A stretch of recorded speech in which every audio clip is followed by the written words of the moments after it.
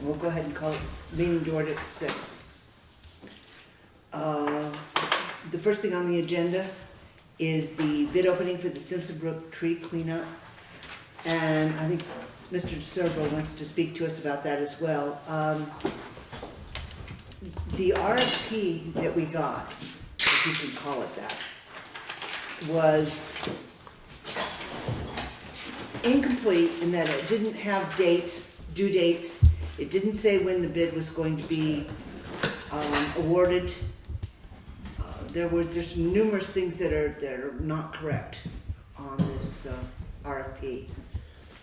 So I'm not really sure what we got here or what kind of scope we're going to find, but we'll go ahead and open them, take a look at them, and then discuss the entire situation, if that's okay with everybody.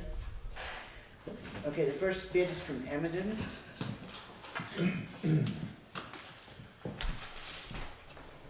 Yeah. Emmons Construction, $1,400 to remove 10 trees from the street and the side of the road, taking all debris to the pit. To be completed 1 week within the award of contract. So that's the first one.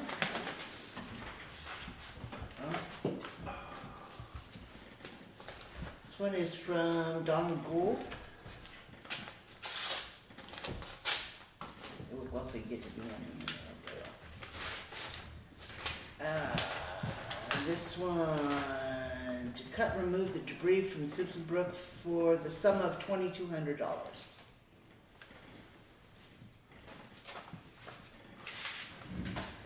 And the last one is from TMG.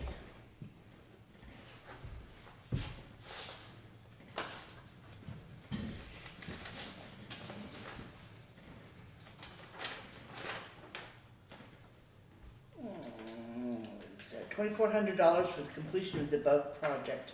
Completion date April 4th, 2015. Boy, we're already done. He dropped that off on Friday, the day after they had the meeting on a Thursday, whenever that was. But it was probably 2 weeks ago and change. I'd have to look back at March, which you threw away. But anyway, this basically is We drove that 24. right. It was Thursday that they went up there, but he dropped it off on Friday morning. I was surprised it came in so quick. Okay, so those are the 3 bids to clean up Simpson Brook. What,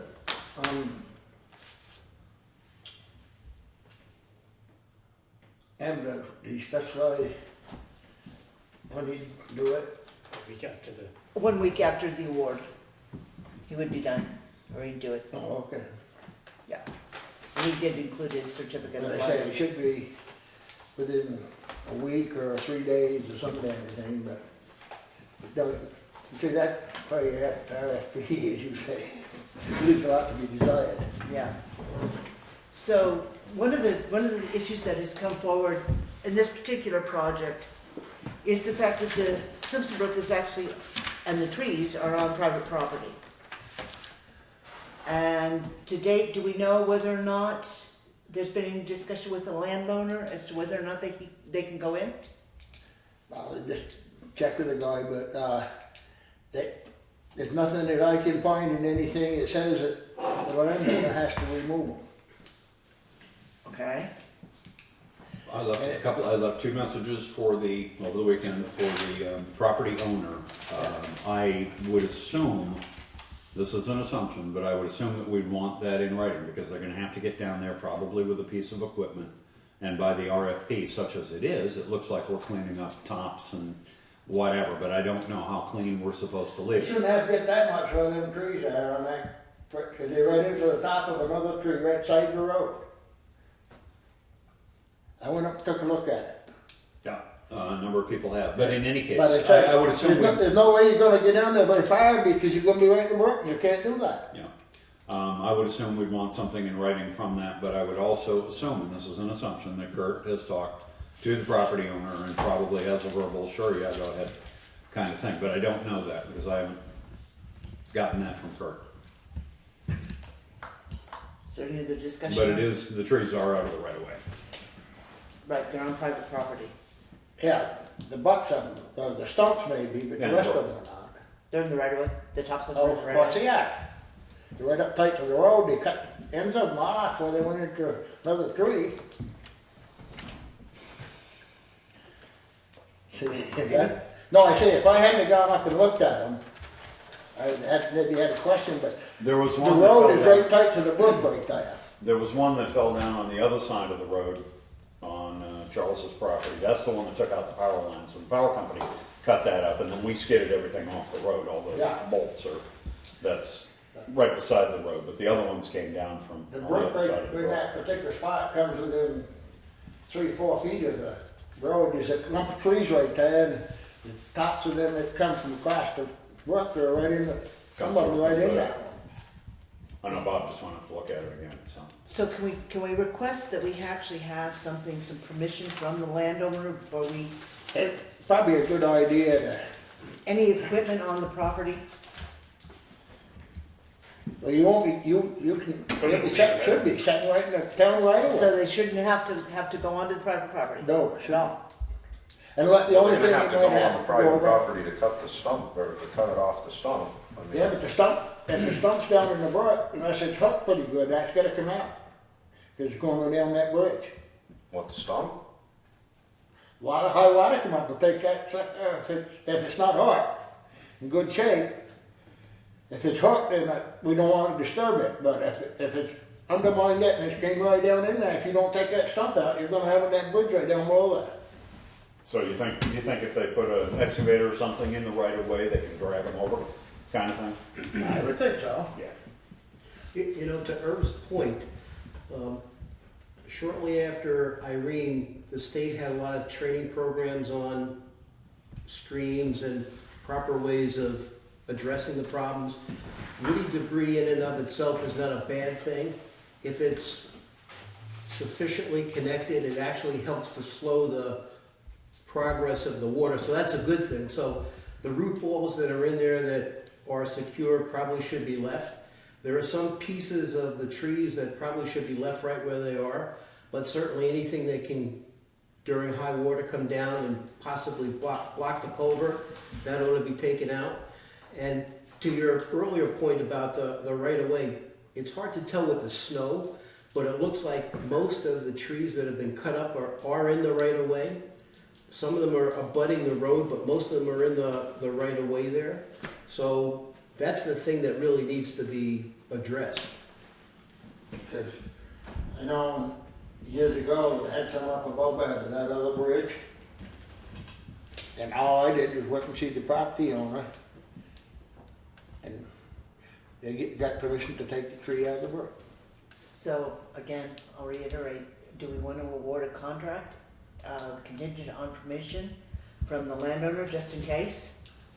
I would make a motion to award the contract to Hammond Construction for the amount of $1,400, contingent on Permission. written permission from the landowner. Is there a second for that? Is there any further discussion?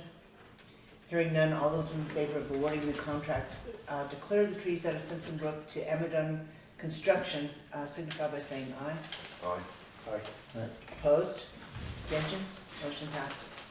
So Now we there's, could, environmental, why I was saying, if a stump's hooked wood, the environmental guy, when I dealt with them in the floods there in '96 and stuff, as long as they're hooked wood, he said leave them, but if they're not, I actually tried to reach out to some of the DEP today, and I didn't get through to anyone, but I talked to some of the tree people, and they said that the DEP is really people that we should have a contact with, because we don't want to let them clean that thing out and just scour it. It needs to be cleaned out, and woody debris that's attached and anchored needs to be left there.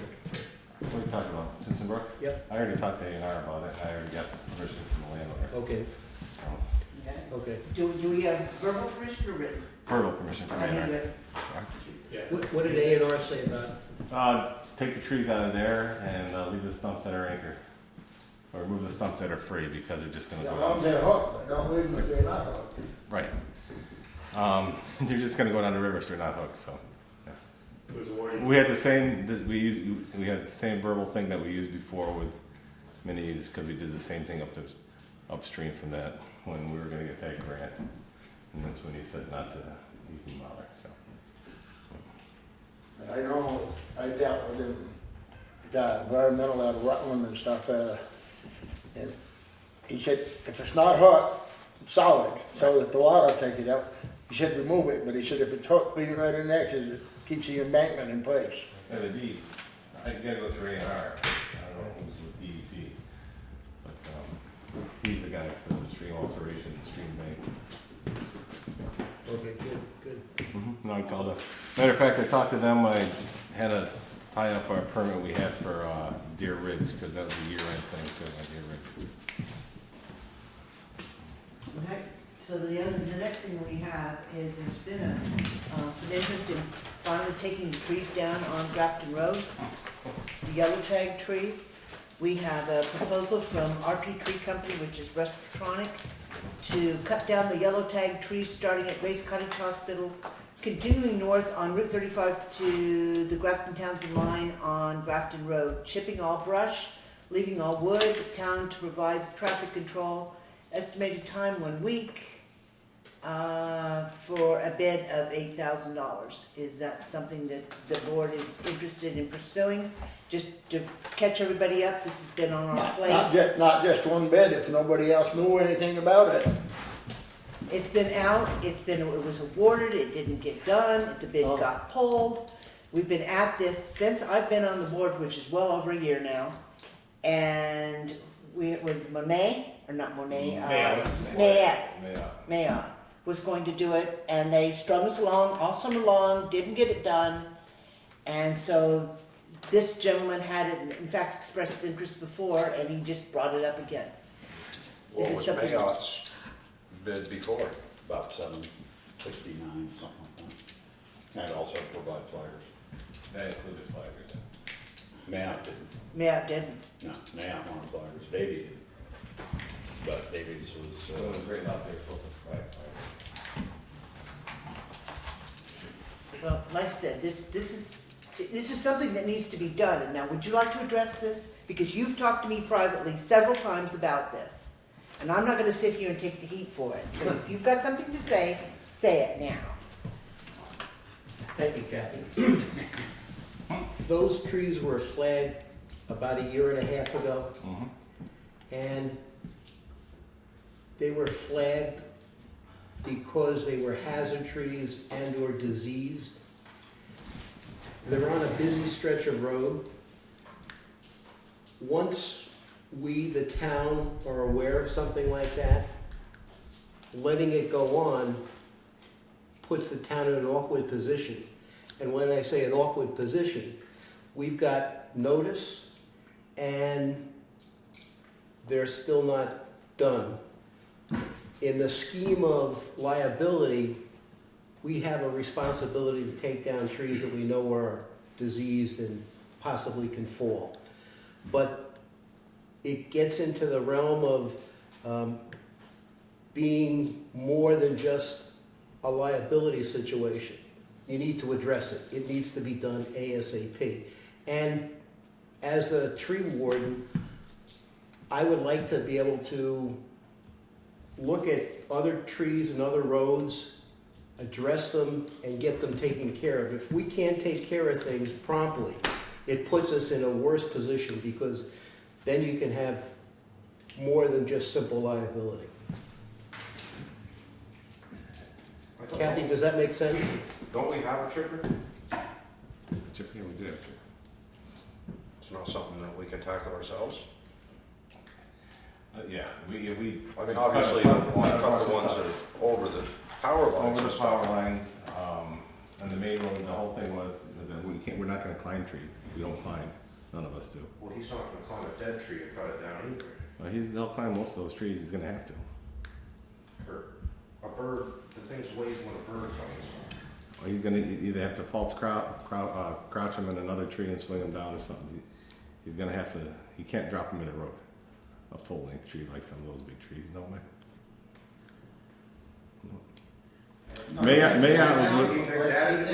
Mayout was with a crane and a bucket truck.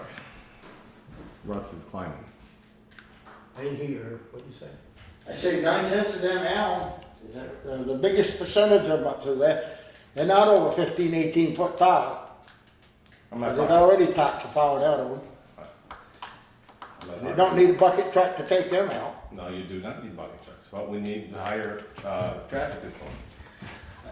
I wanna know how come that the town, they don't do any of that stuff anymore? We've taken out, have you? On South Hill, we took down, or South Hill, wrong town. On, Wyndham Hill, we took down a ton of trees. On Grass Road, we took down a ton of trees. Time, I do not have time to do everything, Irvin. I know you used to do everything, but I do not have time to do everything. We do take down trees. So, We have to have a flagging company. We need 3 signs per side. We need 2 flaggers. We need radios. It's the law. On the class 2 road, especially.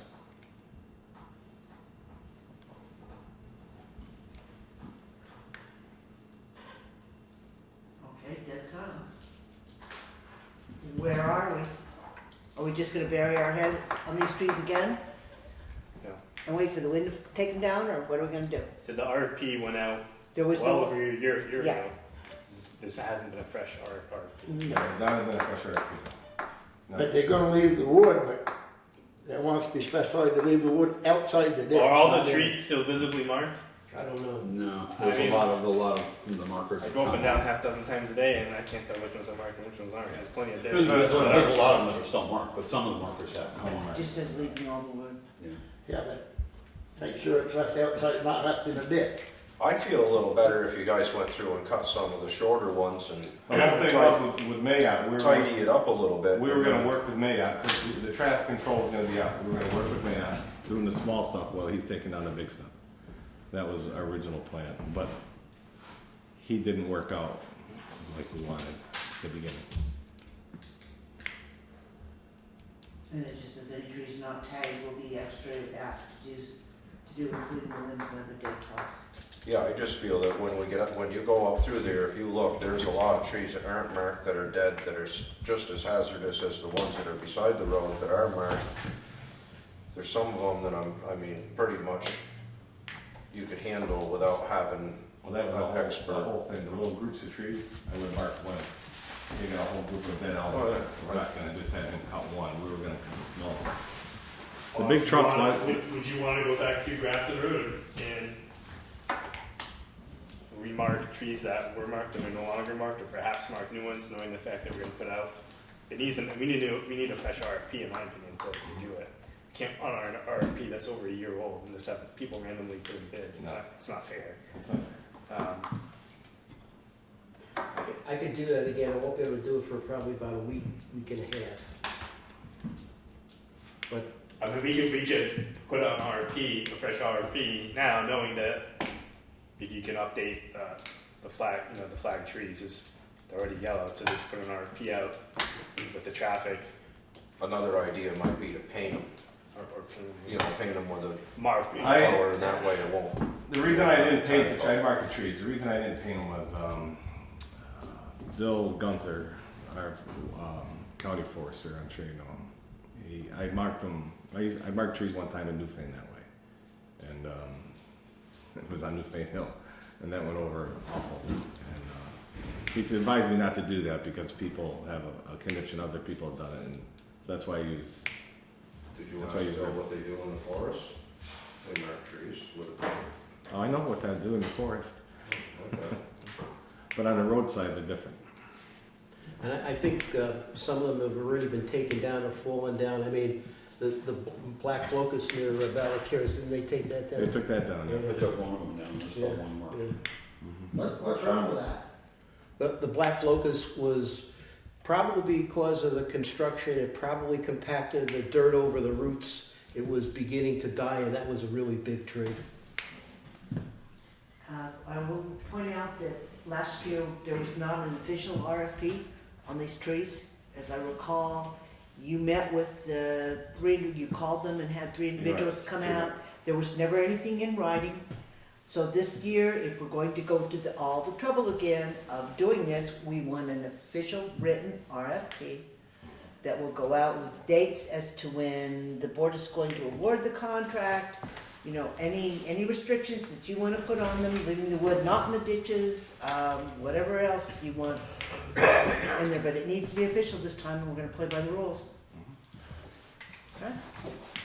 So if Yeah, you but would, when them bids come in, put a time on it. In other words, if they're coming in on Friday, say, 4 o'clock Friday, and they will be sealed bids, unopened. If they're open, they'll be rejected. That's my feel on I it. guess when the bids come in, reference on the RFP to note on the bid that it's, yeah. well, select board for the trees in Buckingham Road, please. They actually already picked Anna to do this work. The TMG said he'd do it before April 4th. He dropped this off the day you guys had meetings. There's nothing on here for dates or times or when it needs to come in. Larry's and Amiden's just came in this week, or the end of last week. All right. But We meet again on the 20th, so if we can put it on RFP, so, Well, but if Bob can't get out to mark the trees for at least a week, that's gonna be a pretty quick turnaround. He's a fast worker though. Okay, where we can award it, as long as we have the bids in, we can award it. yeah, but that gives you probably less than a week to get the bids in. Until flagging goes up on the trees, they're not gonna know what trees to take down, so. All right, so we'll just, when you get around, if you let us know that you've got them marked, the ones that need to be considered, then we'll get the RFP out and we'll probably look at it for the first week in May, And or then whenever we can need. we call Russ Petronic or email him, let him know that it'll be, the Well, we situation will be definitely- reevaluated and then, We'll definitely thank him for his interest and See tell what- him that it's going to come up again through an RFP. What day you want this for, the 20th? we'll wait, Or talk to you about? yeah. Yeah, wait until Bob's ready with the trees. All right, so approval of the minutes. In all honesty, I don't have a copy. yeah, I hope, I think, get some home. I don't have a copy. Is that it? My understanding is too, the wood belongs to the 16. landowner, cause all the town has is a right of way. Okay. They don't own the land. The wood belongs to the landowner if he wants it. We're having a hard enough time finding somebody to cut them down, never mind where to go with the wood. Townsend Acres, that's a different story, they own the land up there. All right, so I will entertain a motion to approve the minutes from March 16th, 2015. So moved. Is there a second? Second. Is there any discussion? Hearing none, all those in favor of approving the minutes as written signify by saying aye. All right. Opposed? Abstentions? Are you voting, Kyle? I said Oh, I'm sorry. I got one question for you. I'm gonna have to answer it. I might get two.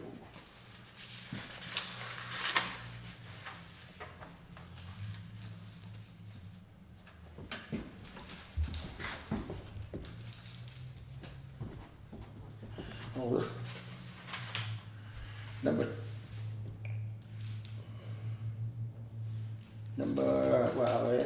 Just above number 10 on the paragraph above.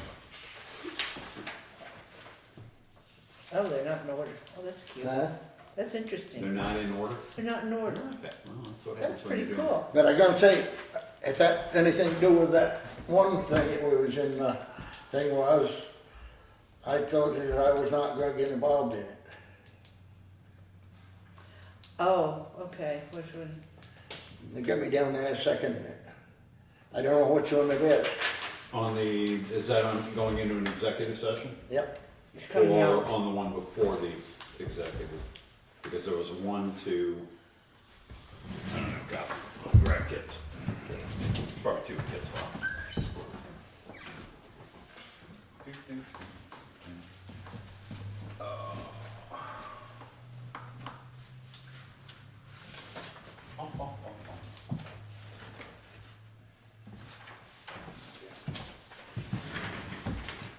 that was the one that you said you weren't going to be involved with. I think it was, and they got me down second, and I didn't.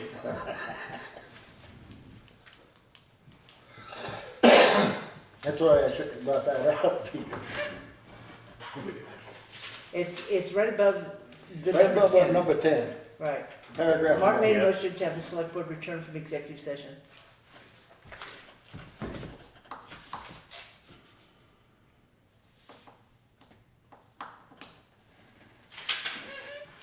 All right, I'll go through my notes, we'll correct that. Are there any other corrections?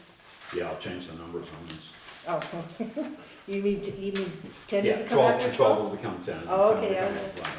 So all those in favor, again, of approving the minutes as corrected, signify by saying aye. No, Opposed? Abstentions? Motion passes. All right. Are there any additions and deletions? Okay, I'm gonna ask Kurt, just while we're in this section, do you have an annual highway financial plan to present tonight? No, I turned it into you guys. I gave it to Craig. And we don't have the numbers yet. Or I don't have the numbers yet. And I called Craig, I know. Okay, so then we'll take. because that's been taken on, that was taken out of my hands a few years ago, the financial plan. So we'll And take- with the two financial people here, it should be easy to whip out, because I got the grants almost done. I got a rough draft on all the grants here with all the numbers. I just gotta rewrite them. And we need the financial plan turned in before I submit the grants, so I'm Craig, I've called him numerous times about that. If you wanna meet with Mark Pickering, we can. Okay, so in other words, we can't discuss and or sign off on a plan tonight. No. My point, okay, No. so in other words, we need to take the annual highway financial plan off the agenda, It's all, Craig has all the copies of that and everything. all right? Well, yeah, I have the blank copies of it, annual financial plan, we the legislative body sign off on this, but the first page on what's estimated for class 2, class 3 roads, I don't know, but you said there's a multiplier that we use. Yes, You sir. get the multiplier from them, and then it's just so many miles of roads. And then the special funds, are basically what we've earmarked so far. And then you have major construction project numbers that you're working on. But it should be last year's numbers. Last year's numbers, so what was And this, approved for. and this, All right, so ensuing year. that's coming off of the agenda.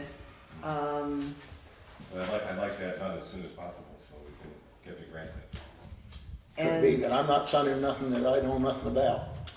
Somebody else does it, then I won't sign it. What do you mean? Whereas you setting up the thing with the state or something, if I ain't got a clue what's going on, I ain't signing nothing. okay, well, let's wait, we'll get to the highway in just a minute. Yeah. Let's, Well, let's that's, just- no, let's this get is that plan, I'm talking highway plan. Okay, right now, that was just under highway, I need to know Oh. whether or not to take it off the agenda or leave it on the agenda. Okay. Okay, now I'm gonna add something to the agenda. I need to add, purchasing policy under the highway. And then I need to add under new business inventory, town assets.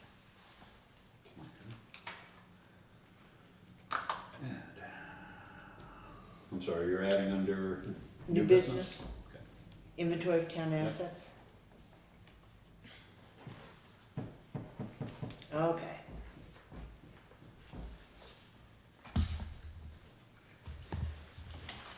So, let's move on to the warrants. But before we do, we're gonna change the order on the agenda, and I would like it to be changed from here going forward, Okay. okay? Before we do the warrants, I would like the treasurer's report. So we're gonna move treasurer's. I want the treasurer's report Yep. before the warrants, because it's very difficult to pay bills when you have no idea how much money you have. No problem with So, You Mr. have my report. I have your report. You want me to read it then? I will be happy to, as soon as I find it. As soon as I find it. Well, anyway, it's in here somewhere. Cash in the bank between the two accounts is $475,060.20.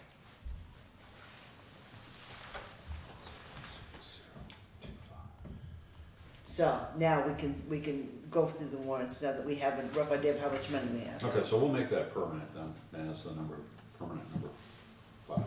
Then I can get out of here earlier. There you go. That works. Okay. Warrants. Make a motion to approve warrant number 40601, payroll in the amount of $9,891.97. Is there a second? Second. Is there any discussion? Hearing none, all those in favor of paying warrant 40601, which is payroll week ending 3/27, in the amount of $9,891.97, signify by saying aye. Aye. Opposed? Abstentions? Motion passes. Make a motion to approve warrant report number 40602 in the amount of $3,854.99, payroll taxes. Is there a second? Second. Second. You can't make the motion and second it, I'm sorry. And That's then not vote for allowed. it? Sure. Let's get this over with. Is there any discussion? Hearing none, all those in favor of paying warrant 40602, payroll withholding in the amount of $3,854.99, signify by saying aye. Aye. Opposed? Abstentions? Motion passes. Make a motion to approve check warrant report number 40603 out of the general fund in the amount of $41,455.20. Is there a second? Second. Is there any discussion? I need to have a discussion about a couple of things. I just want it noted that in that total amount is the mutual aid bill for the year to the tune of $17,000. Along with our regular contractual obligations. And there's also the Valley Cares audit that we pay initially and that we will be reimbursed for, which is, I believe this one was $7,500 this time around. So that's one of the reasons that the general fund is so high this time. All right, so is there any other further discussion on the general fund? Hearing none, all those in favor of paying warrants 40603, the town general fund in the amount of $41,455.20, signify by saying aye. Aye. Aye. Opposed? Abstentions? Motion passes. Make a motion to approve check warrant report number 40604 of the highway, town general fund, but it is a highway. The amount of $4,915.10. Okay. I said 10. Is there a second? Second. Is there any discussion? Hearing none, all those in favor of approving warrant 40604 for the highway fund in the amount of $4,915.10, signify by saying aye. Aye. Aye. Opposed? Abstention? Motion passes. Make a motion to approve check warrant report number 40605 for the highway equipment fund, amount of $4,705.40. Is there a second? Second. Any discussion? I just have a question. Why are you buying plow blades in April? We ordered them in March, Well, beginning of March, and we got them. so they're for next year then, technically? If we had a plow mower, we would have, yeah, they will be for next year, but we were close on a couple of our cutting edges, so. If you're short on money in your budget, I checked in before I did purchase them, I did. no, that's what I say, if you're short on money, I can't see purchasing them right now. Because in the middle of summer, they will have a cheaper price too, before by July. No, that just struck me as unusual, to be I getting got them in them April. in March, Uh-huh. beginning of March. Any further discussion? Got the bill out. Hearing none, all those in favor of paying warrant 40605 for the equipment fund in the amount of $4,705.40, signify by saying aye. Aye. Opposed? Abstentions? Did you oppose? One opposed and one no abstentions. Motion passes. Okay. Go ahead. Make a motion to approve check warrant report number 40,606 out of the general fund in the amount of $402.25. Is there a second? That's it. Is there any discussion? Just a notice, this is the cost incurred for serving the sale tax, or the tax sale notices that we just did for the sale.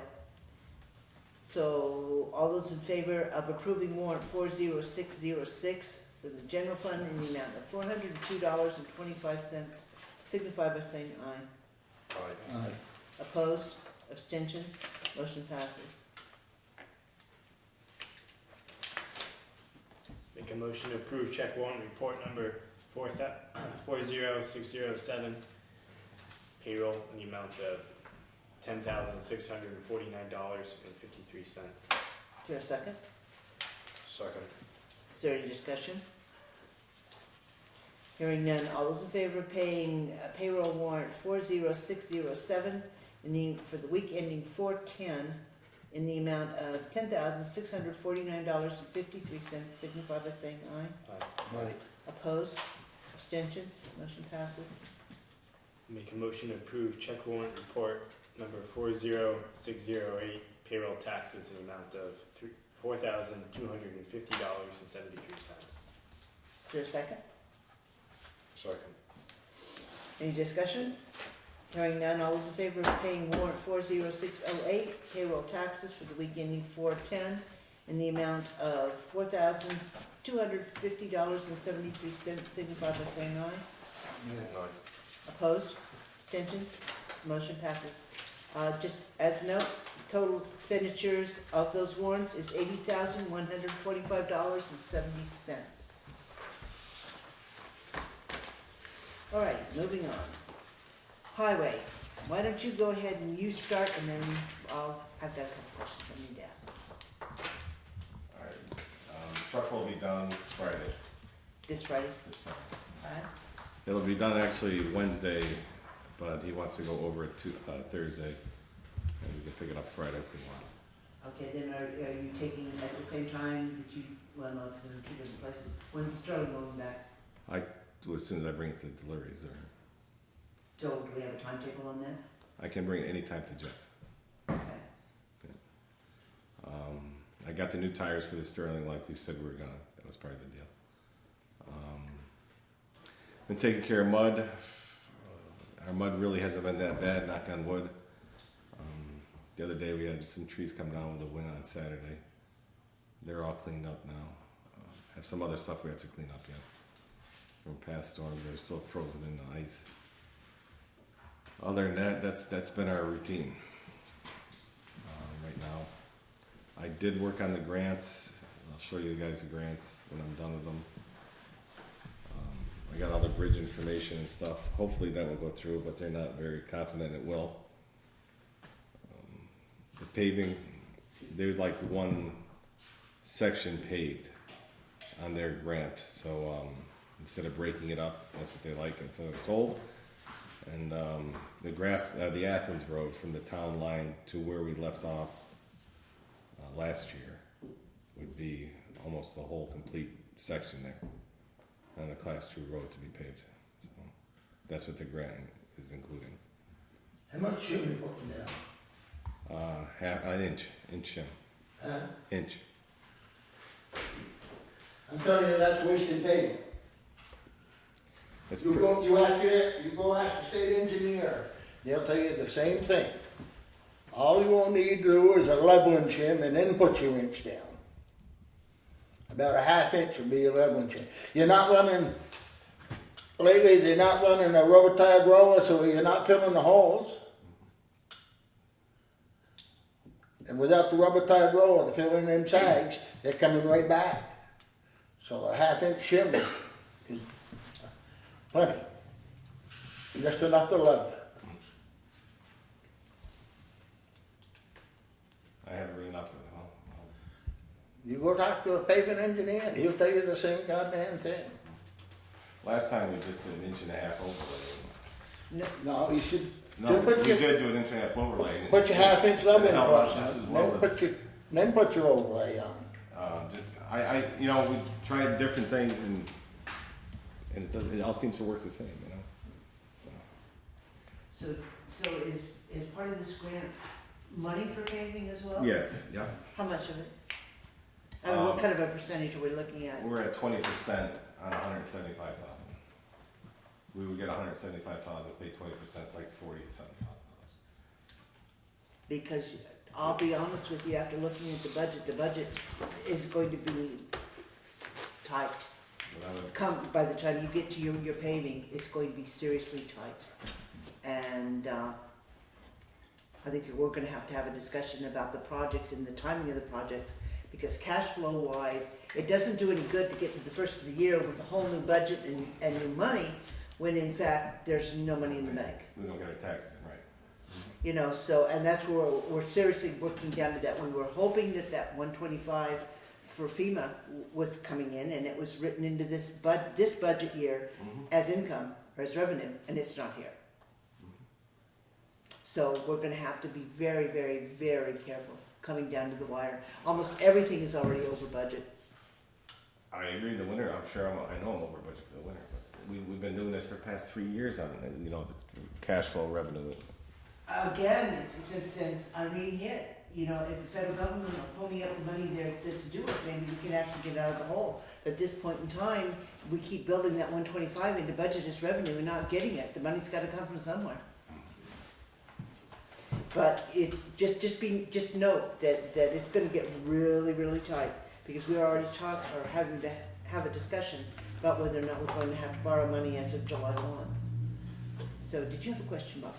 Speaking about grants and money being tight, did we get that Better Backroads grant back, that $10,000 for bank stabilization? Did we get it? Yeah. I know we had it at one time, did we get it back for this year? No, because Todd Venese told me not to do it on the project. That's $10,000, we ought to get it. But if I can't get the permit to work in the brook, I can't do the job now. I can't understand why one part of the state government wouldn't work with the other part.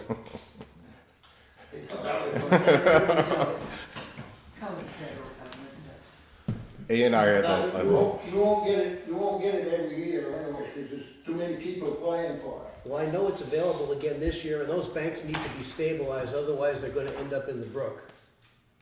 Well, they join the trees. I think you have to talk to this gentleman and plead your argument with him. Yeah. I hate to say, they have a lot of authority. They'll shut down any state job that they want, that they feel their state's doing wrong. They don't overlap helping each other. They are the police of the water. Yeah. So, and I called him after I met with that other gentleman and got you that Better Back Roads grant. Matter of fact, there's a class Wednesday on how to write Better Back Roads grants and get them. Anyways, so I had to get a permit to work in the brook. The whole point of the bank stabilization is so that you don't muck up the water, which is But what they're interested in. Yes and no. They have a philosophy about that. I'm telling you, you have to talk to these people. I know from a personal experience that sometimes it's irrational to listen to the logic of what they're trying to tell you. It's, But they have the authority. Then I told the board, you know, that Better Back Road grant was null and void because I could not get the permit for it, because he said that's gonna be a self-correcting problem for the rest of his life, your life, and everybody's life. And I said, well, someday the brook will be in the road. He said, no, someday your road will be in my brook. And that's what he said.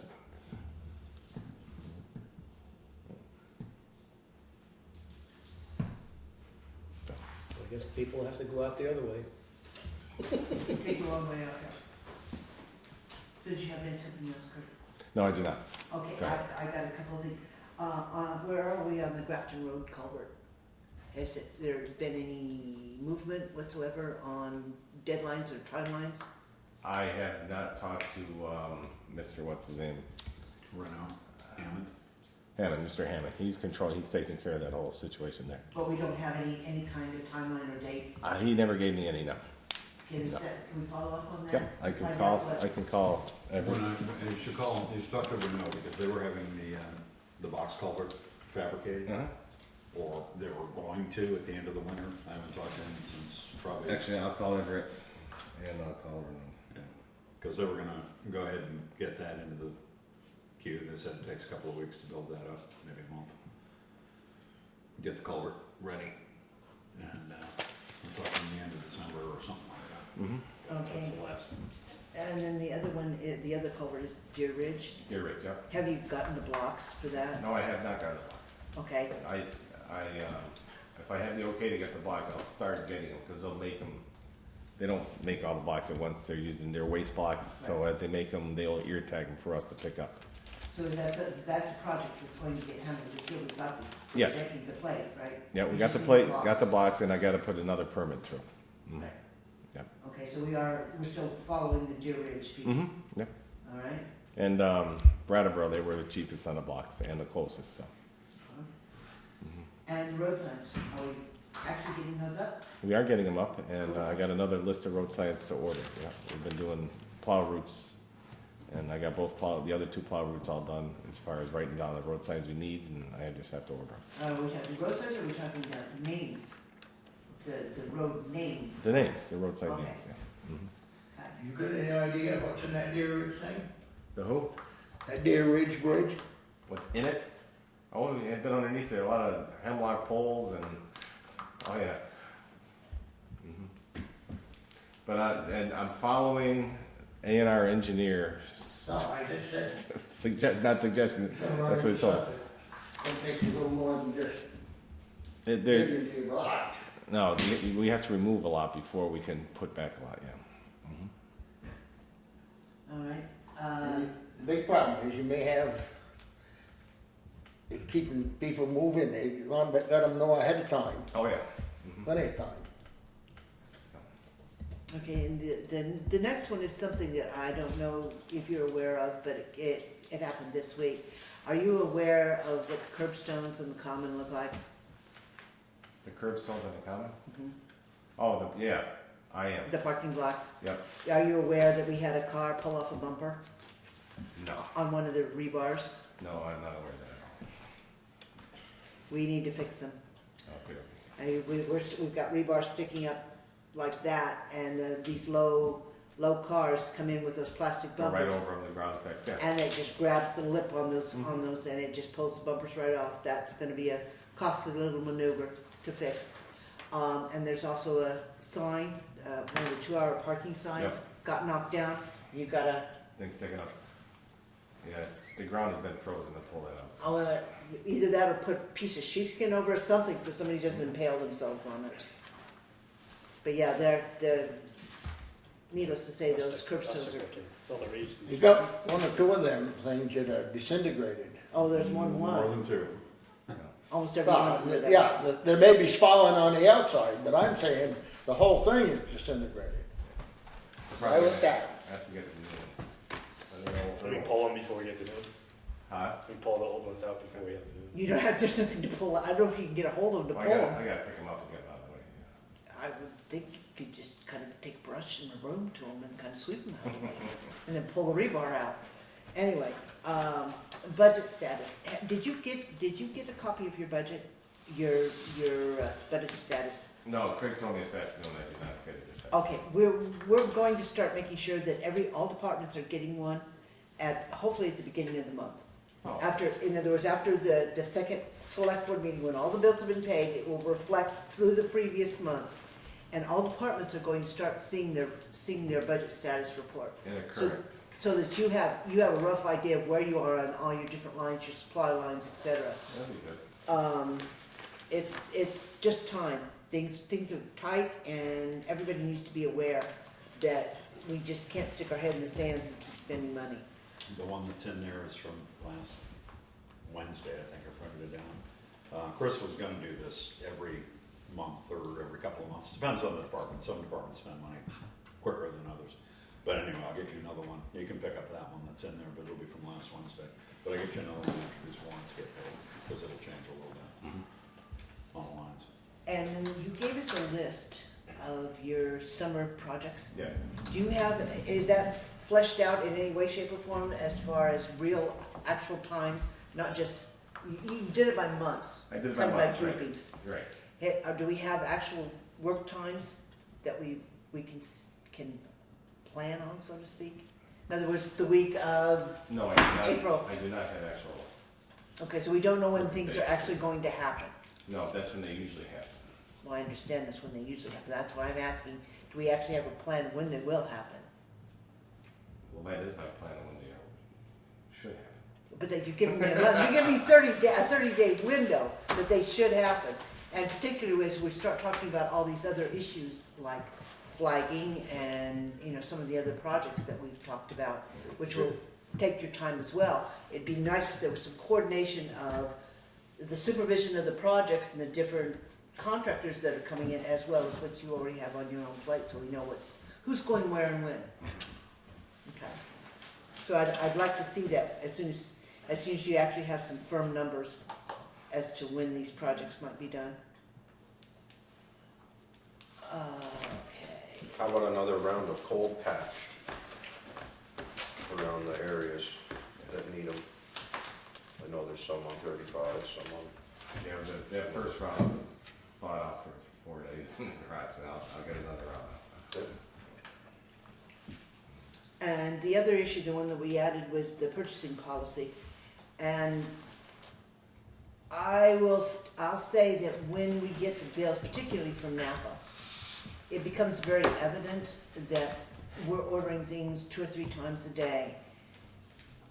And it appears that we're circumventing the $100 purchase piece, the approval piece, by doing it in multiple buys. Oh, I never thought of No, okay, well now you did, I just told you how to get around it. But, because we're spending, you know, $300-400 a day, but none of the purchases as an individual that. Are that much? hit that cap. So I'm just wondering if there is some way that we can start to coordinate all these purchases so that they come in here and they're on a PO, because Napa's in particular is working from a PO from last year. It's a blanket PO, and that isn't doing any good. You know, we're still Well, getting. that's all I have, and that's, I understand, but we're still getting bills for well over $100 that are supposed to be coming through the system that aren't. And I would like to see that tightened up on, there were a couple of things in particular that came across as kind of odd. I don't right now remember exactly what they were when I was looking through the bills, but,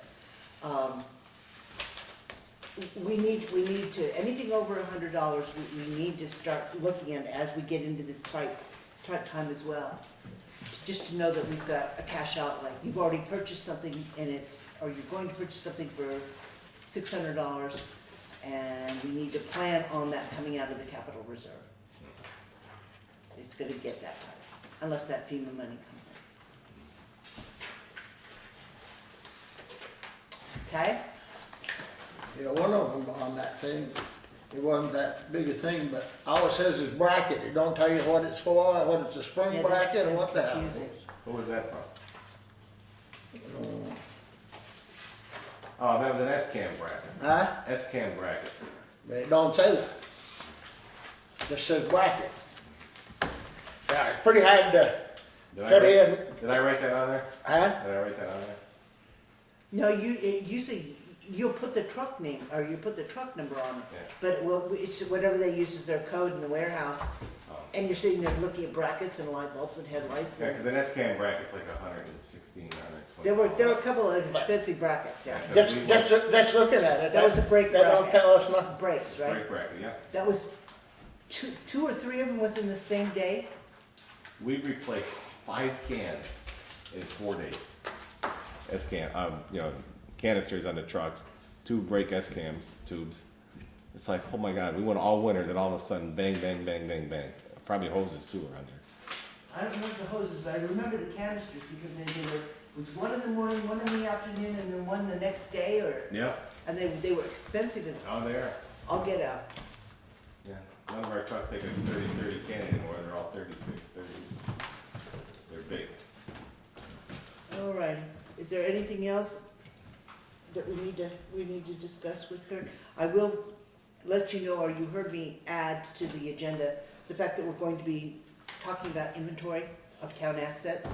We do that once a year anyway, though. Well, I'm not talking about the big equipment. I think we're gonna take a look at what's being stored, things like your culverts, your plow blades, the grader blades that we know we've got extras because we ended up with too many, that kind of thing. We need to know what we have, sitting around here.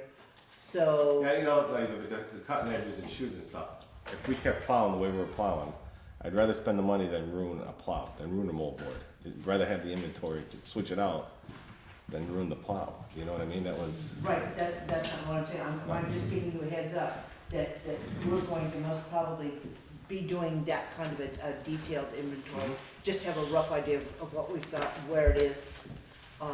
We've gotten to a situation with one of the other departments where it's a question of whether it's a split ownership or the town owns it. So we're going to just make these decisions once and for all, and the highway will be part of that whole process when we do the inventory. Okay? All right, anything else for us? Thank you very much for coming in. Please take care of these curb stones because bumpers are expensive. And just bend the rebar. no, I'll take it. I didn't realize the rebar was taking. Yeah. Well, it's the pins that they Since the go. snow is melted, it's, All right. They Thank you. coming up to go over that town plan, highway plan with you? So I say, Is somebody coming up? yeah, Somebody from Wyndham Regional was supposed to come up, and I'm talking about the state. no, that, Wyndham Regional is different. yeah, I understand that, but they were trying to make. I've never done this, so they were trying to make an appointment. Last year, David did this with. A 3 years ago, that was taken out of my hands. I've done it for No, I just was several curious. different towns for many years, and then all of a sudden, boop, it's gone. So that's why I keep giving it back to, you got finance people in here that could just whip it out.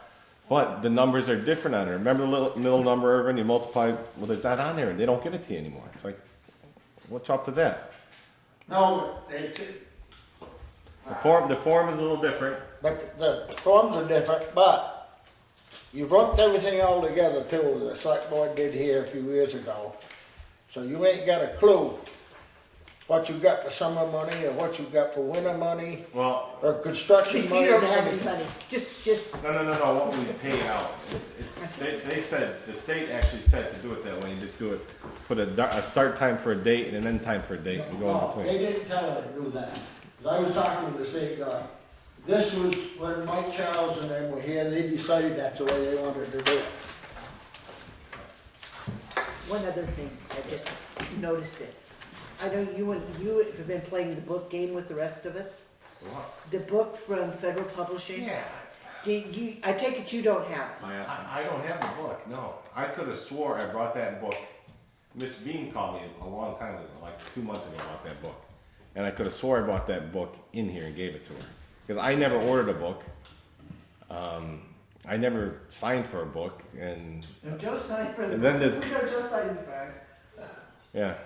Okay, Yeah, so, that- but you don't have the book. I don't have the book. Okay. I'll look for the book. Huh?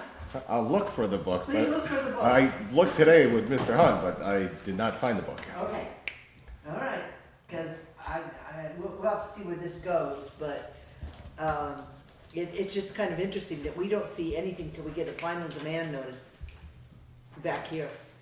Nobody had a clue this book existed. So, yes, if you do find the book, would you please make sure Mr. Hunt gets it so he can go back? By all means. Thank you. You're welcome. Good night.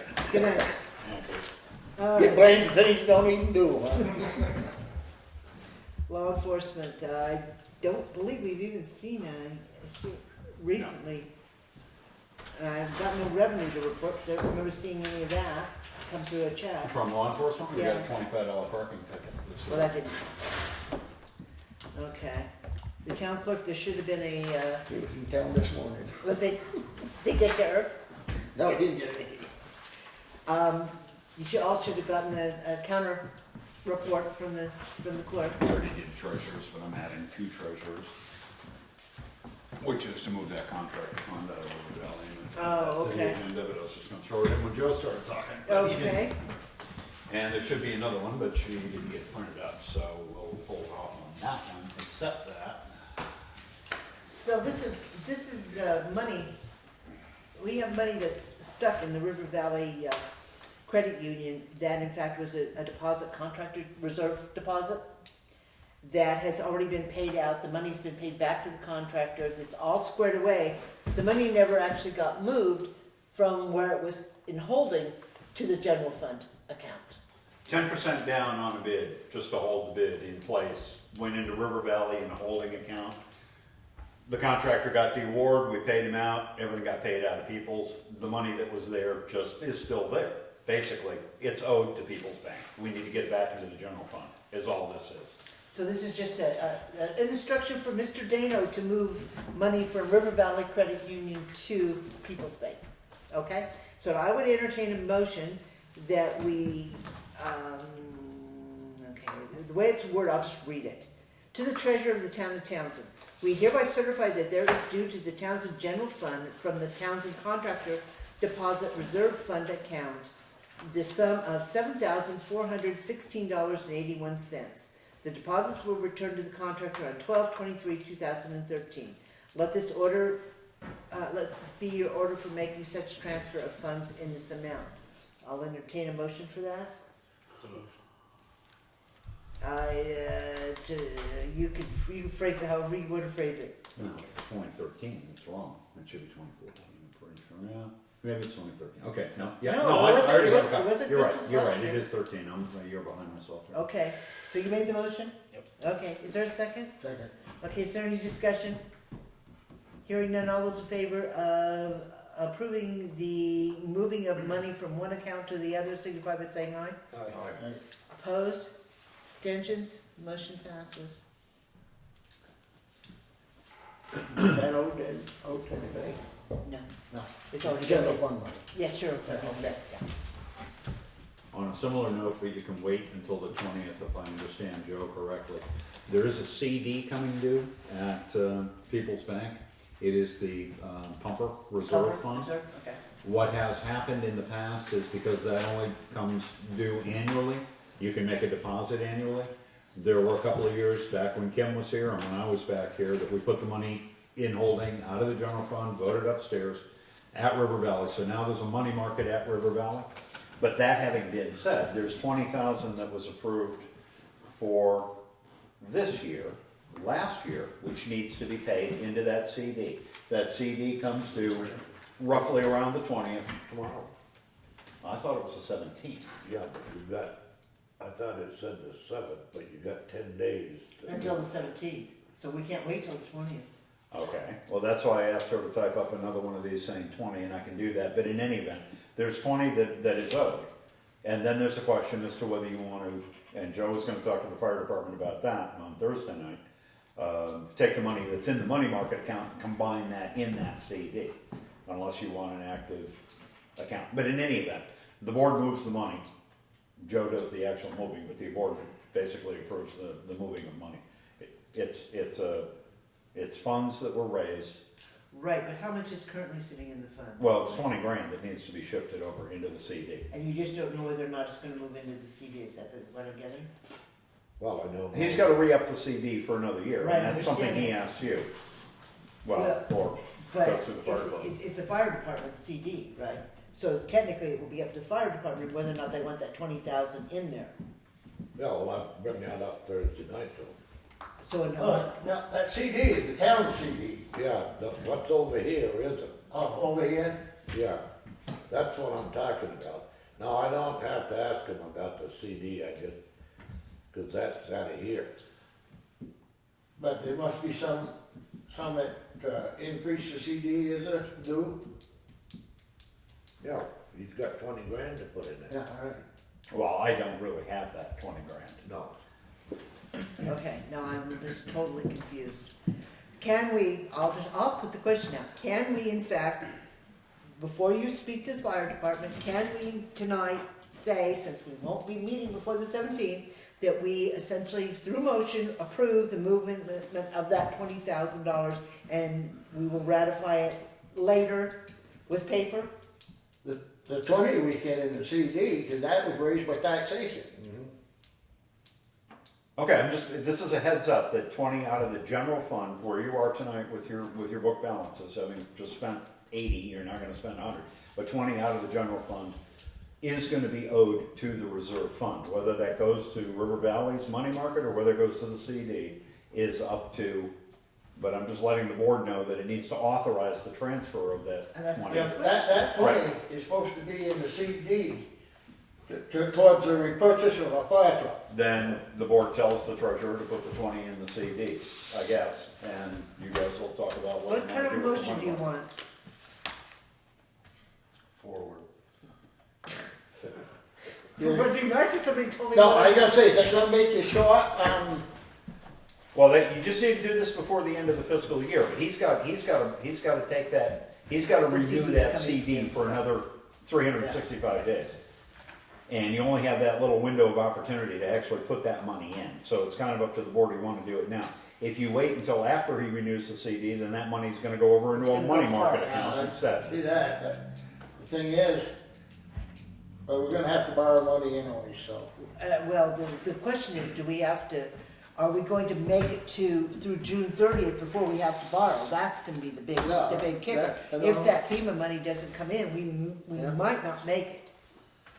Then if you have to borrow it, we have to borrow it, that's what that always been saying. Well, that's the point. Do we You want to don't wanna hold borrow it before the end of the year, Right, 'cause because you you'll have to owe pay it it on, back. you will I owe it on realize June that, 30th. but it may not work that way. You may have to take out a different kind of loan. Right, Yeah. yeah. So again, the question is, do we want to pull 20,000 out, which I guess is residing in Peoples? Where's the 20 right It now? would be residing in Peoples, there's also social service funds that need to be cleaned up and all those kinds of things, but I that's. don't want to talk I about know that you right I'm just- now. I want to talk about the $20,000 for the pumper. Yeah, Is It's your in, problem by having it shift into a money market instead of putting it in a CD every now? I mean, other than the fact that the interest rates are you coming. don't get no interest anywhere. And either one. One place goods the other. And I think probably People's a little bit higher than River Valley in the money market. It didn't look too sporty last week when I was over there. so if we leave the 20, or move the 20 into the, wherever it It's is. catch 22 whether we move it or not. Right. And leave that right over there in case we need some. We can do that. Well, all I'm saying is, do we want to put it in the CD? That's the question. I want to wait. No, I don't want to take the $20,000 out and have to borrow money twice. I know it before the first. So Okay. See, they won't give you the new interest until the day Right. before. I know. CDs are weird. All right. So I take it then we're gonna park it somewhere, not in a CD. Is that what we're coming around to? We're gonna park it. Which year, I mean, it's 20,000, it's 10,000 a year. I Pick up. have to tell manager. The money from last year should have been in there by the end of June. It didn't happen. And if it was 10,000 from the year before now, or wherever it's coming from, I can, this year, the 10,000, you got until, what we just raised at town meeting. Right. You've got until Well, no, a we year from now. raised that last March, but we have until June 30th to actually pay that out. So right now, That's what you raised in March, you've got a year from June 30th. 'Cause that's next year's budget, right, that's what I just said. but it's a 20,000. Right now, you've got one year that is back owed, that they missed the deadline for. I know that for a fact. 213, Yes. and then they Because- got 214? And then 14 hasn't been paid yet. Oh, okay, that's what I'm trying to get at. Right. So right now, technically, We're 20,000 down. well, we're 10,000 that we should put into the CD, and then we owe for this year's 20. No, you've already gone by June. Yeah, Are we actually we're 2 years out, aren't we? yeah, you're 2 years out. So You'll be 3 years in June. yeah, I would suggest you put that in the CD, we'll leave what's in River Valley alone. for right now, cause we can change that, You can change that anytime. yeah, Okay, what's in River Valley right now? 46. yeah, something like 46, But 45. what's it for? Why is it sitting there? It's for, towards the fire truck. Okay, so that's, right now, that's all fire truck. And I thought, you're right, and I thought it was there because it didn't go into the CD in a timely fashion. Gotcha, so now all we need to do is tell you to move money from there over there that we've already paid you. Is that what I'm getting? Yeah, but that goes back. Going nuts, No, I don't it's think really so. irritated here in a minute. How much money do we owe the fire department? You know, it's 2 years, Not including this year, no, okay? not including this. You owe them 20,000 then. Yeah, Plus another 10 come June 30th. well, it start July 1st, won't it? It won't be till the end of this year. But the end of this year is June 30th. Yeah, Right, yeah. but we No, owe 20, that's July 10 of it, 1st, we 10 of owe it them is like- 30. Okay, so you're, oh, that's right. No, you'd be all right, you got it in 20. This is 2015. Yep. This budget year is 2015. Does the fire department have the money for 2015 yet? No, not yet, and it doesn't have it for 2014 yet. Does it have it for 13? Yes. So we're only missing 14 and this current year. Right. So technically, we're only in arrears at this point in time by $10,000. Right, but you have until the 17th of this month to get the 10 that's owed for this year into this CD. But you technically have until the 30th of June to put in the 20 somewhere, like River Valley. And then on the 1st of July, there'll be another 10 due. I'm gonna put it all in the middle of the floor over here in a pile, where we have a bonfire. It's in the safe, right under your envelope. Now, what do you wanna do? I'm not, I'm just, I don't care, whatever Joe wants to do. Make a motion, whatever Joe wants to do. I got it. What do you want, Joe? Do you wanna move it to CD? Do you wanna leave it over there? It doesn't matter, Yeah, you don't care. yeah. We're gonna forget it though.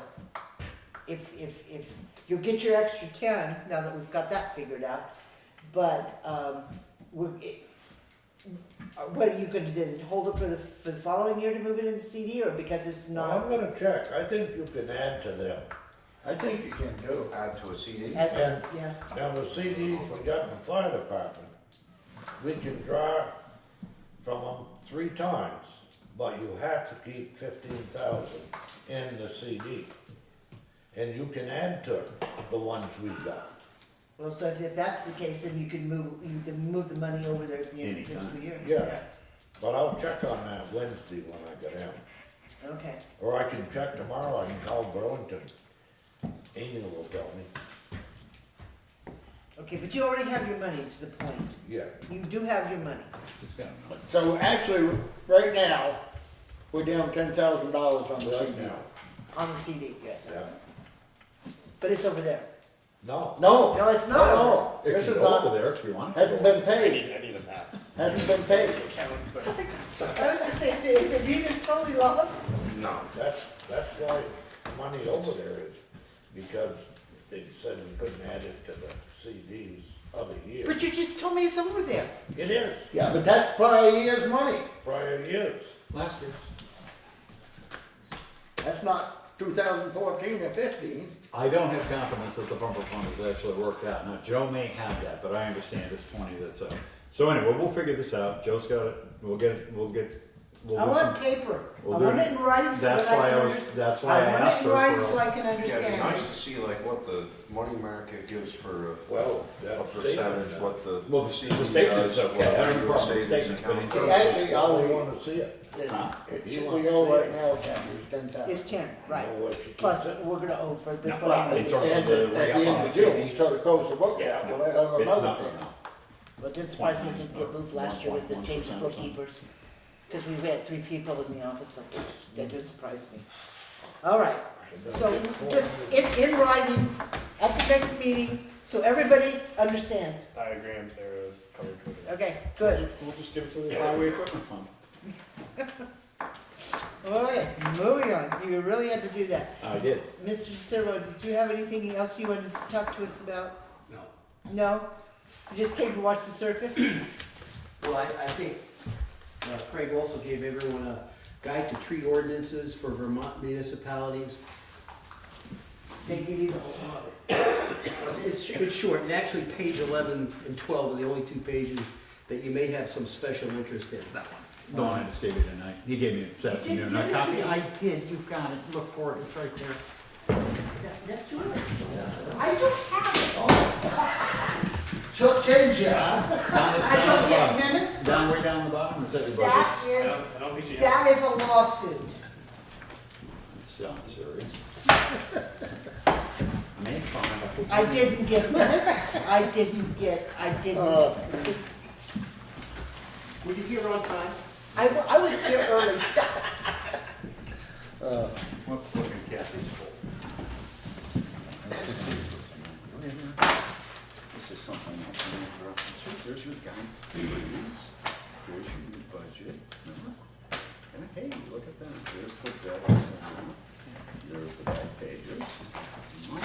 Oh, there's two, because you asked me to make the You want to see how fast they go on the floor? There's an old email from Bob Swiggle, a year ago, talking about the trees.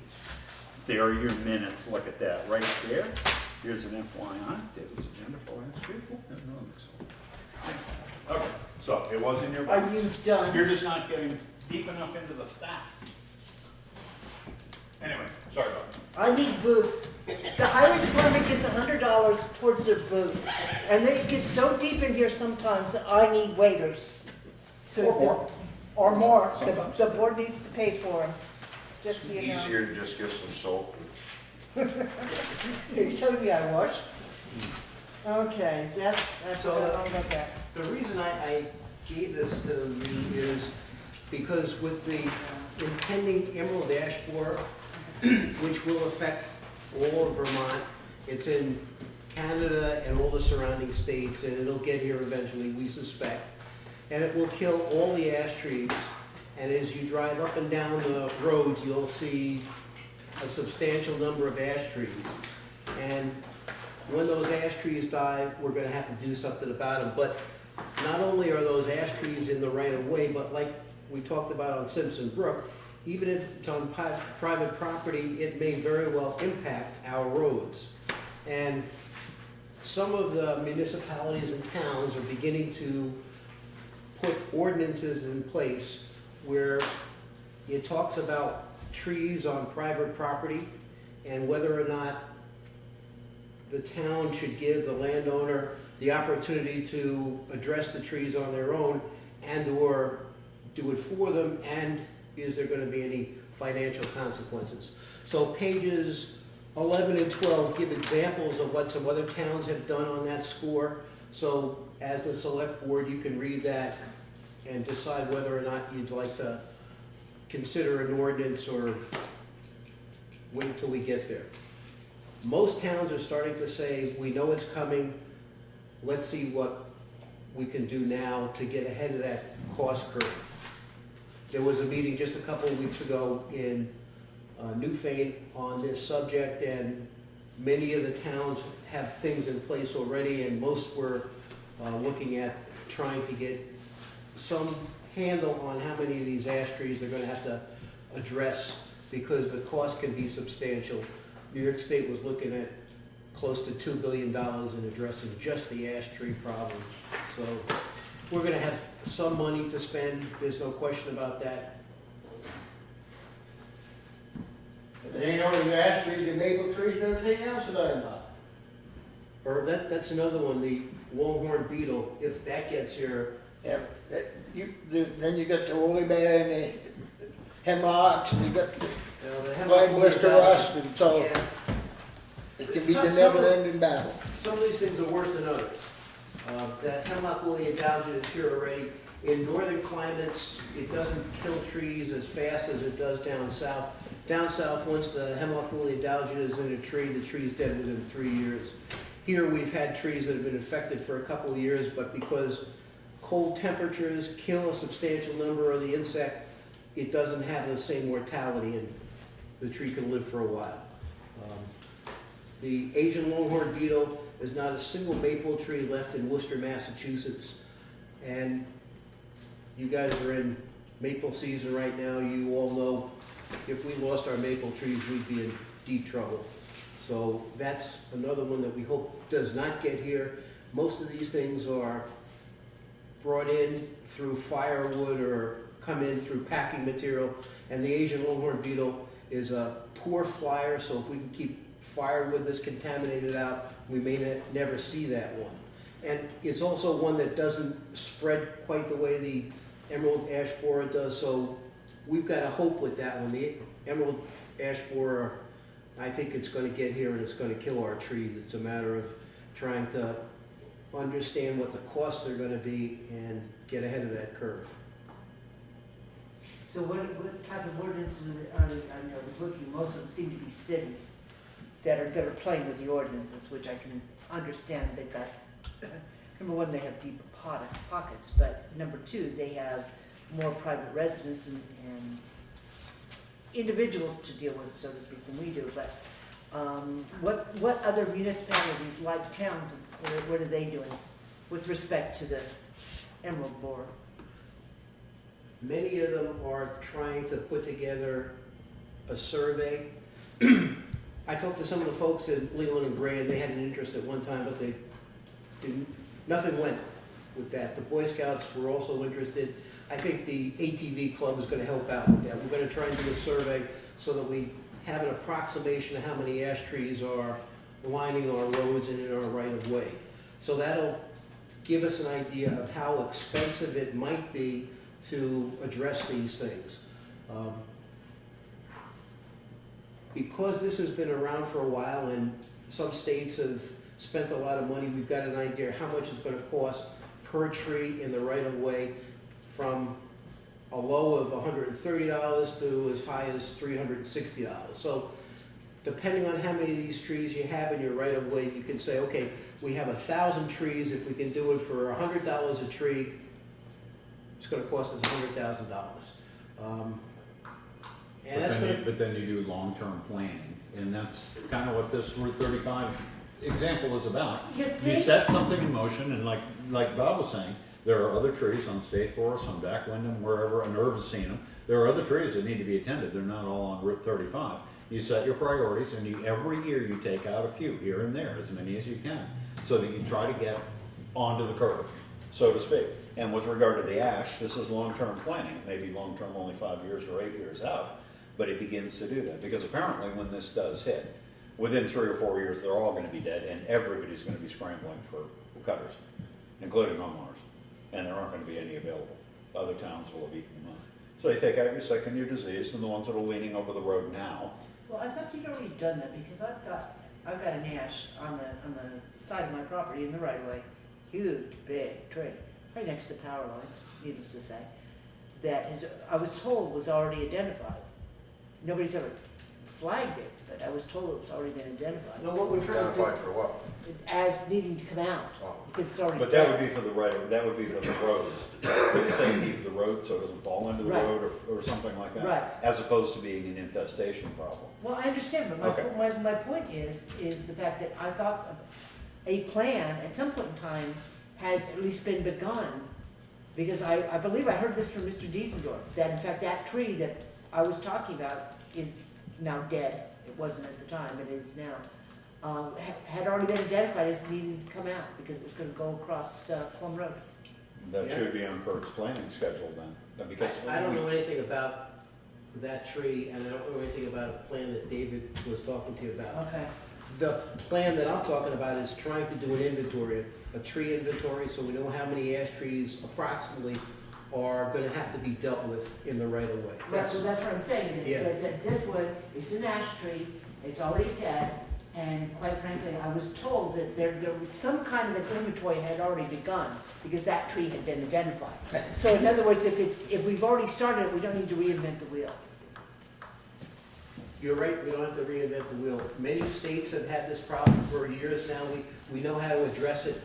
Doing the inventory is an important part so that as these things come available, the cost, you as a select board can say, we need to spend $10,000, $50,000 per year doing this. It's not gonna be cheap.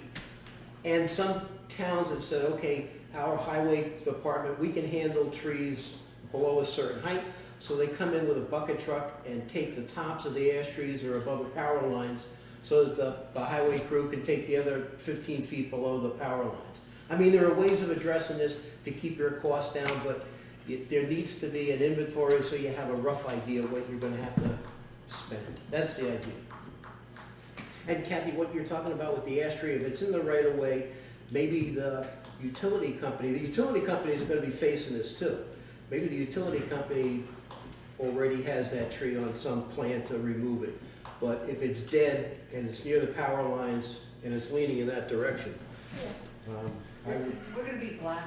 What, Not black, huh? I think what David was looking at, this has been in the talking, I was and gonna Joe say- will tell you, Joe's been sitting here for the last 10 years. I mean, this has been talked about every year for a while. And what David was talking about, I believe, he and I talked about it, was making up what Bob is kind of doing, but making up a list of priority trees that need to be removed Right. right away because they're a hazard or they're dying or something like that. Regardless of whether they're ash or maple or birch or whatever, poplar, it doesn't matter. And I assume that David drove by yours and identified that as one that probably needed to be moved and probably found 6 more up in the acres. But yeah, I don't think he did a comprehensive. But Okay. this was supposed to be in concert with the highway foreman, so that if we had a tree company come in and they were taking out a couple of big trees, we could catch that one too and make it worth their while. But the whole idea behind what Bob was doing on 35 was to take a look at a route, get it done, and then move to another route. I don't know why 35 was chosen. Kurt called me one day and said, "Bob, will you join us?" That was how I got invited to that. It was like the next day. Correct. Alrighty, so is there anything else then? No? Alright, then, There's no, my feeling is there's no way you can plan ahead further enough to take care of it. Especially if the ash blower gets in here. You know, that's It's the gonna point, do a is job that in the if head. we get ahead of it and we get rid of a lot of the nuisance trees, then when it does arrive, and if it arrives, it's not gonna be catastrophic. There were a couple trees cut that I know about, but most of the trees cut, and I think Kathy will attest to this, because we sit in here every weekend looking at paper, most of the trees that were cut are on 2-hour call-outs when they hit the road. And most of them on Route 35. I mean, believe it or not. Or Grafton, yeah, Grafton. yeah. okay. But they've been building up for a long time. Instead of when it first started, taking care of some of it. We need a phantom chainsaw guy to just come through, Family change for that? you know? Huh, It's 'cause there's no. alrighty. So let's move on to correspondence here then. The planning commission, we all received a request to roll over the $5,000 they have budgeted for FY 14-15 to defray the costs for the new town plan and roll that over into 15-16. So that they can put the two pieces of the budget together.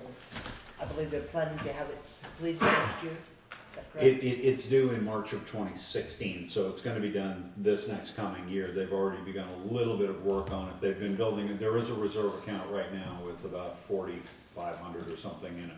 This takes care of the lion's share of it. I believe there's only 2,500 in next year's budget, just in case it goes over, but it's somewhere between $9,000 and $10,000 to put out then, to get it done. Any of that 14 money? It's in reserve. It's in reserve Oh, for it's the in town reserve. plan. Yeah, there is a reserve account for this. They try not to do it all at once, so they were building up a little reserve. It's not a Oh, lot. that's what I was And so gonna that- say, 'cause if it wasn't in reserve, it shouldn't be there. It is in reserve, and they just don't want this 5 to disappear because they didn't want to put it into next year's budget to raise Yeah, again. no, that's fine, Right. as long as it's in reserve. Yeah, But if it wasn't reserved at the end of June, no, they have a reserve, for last year. then it's too damn late to be changing it now. Yep, no, this is this year's money they haven't, spent yet. They just would like to hold on to it. So I would entertain a motion to move the $5,000 that was budgeted for this year into the reserve account for the town plan for the next fiscal year. So moved. Is there a second? Second. Is there any further discussion? Hearing none, all those in favor of approving the motion to move $5,000 into a reserve account for the planning commission for the new town plan, signify by saying aye. Aye. Opposed? Abstentions? Motion passes. Yeah, but you haven't got money, why the hell are you putting it reserved for June? we're not putting it in reserve now, we're basically saying that they're not going to spend it. Well, all right, but you said put it in reserve, that's what the motion said. Because the $5,000, They don't want by to- adding it to the reserve account block. But the reserve account, it's not a special reserve account, it's actually mixed in the general fund, it shows up on the books as a reserve, because it was reserved. They didn't open a CD with it or anything. So basically, at the end of June this year, instead of returning $5,000 to the taxpayer, or spending it out of the general fund on something else, they wanna hold on to it for next fiscal year. I can see you doing it in June, but why you're short of money, why take it out of your money right now that you need? It's not going anywhere. The only thing is gonna happen is that we'll make a transfer on the books. It's not gonna go out of the general fund, we'll just make a transfer on the books that adds $5,000 to that reserve fund and takes it out of the budget account for this fiscal year, which is about to end in Still, at the end of the 90 year, days. you gotta come up with that money. You have to hold on to it, yes. You gotta have the money in hand. Right. And that's why I'm saying, why would you do it now when you should be doing it in end of May or June? Well, there has been thought that a lot of money was gonna be put into reserve because that was advocated right before town meeting and new elections, that the highway budget in large part was built on the fact that they were gonna reserve a fair amount of this year's budget for next year. And that has gotten out. This, from the planning commission's point of view, is critical for the town plan. Whether it happens now or whether it happens June 30th, doesn't matter. It's actually not going anywhere anyway. Because it's part of the money that's in the general fund anyway. So what's your pleasure? Do you wanna wait until June to do this? I say you can do it in May, but you may have some money come in between now to operate on. This paper shuffle, you get it shuffled up that nobody knows where you're standing. That's where we are. Well, I'm happy to amend the motion without anybody doing it to make it effective before the end of the fiscal year and just leave it at that, just to make sure that it's on a mark somewhere so that it happens. I got no problem with Yeah, doing okay, it that way. before the end of If the I was fiscal doing year. it as of tonight, I do have a problem. Okay, so if that's okay with the board, before the end of the fiscal Is that okay year. with everybody? Yep. Okay. Alright.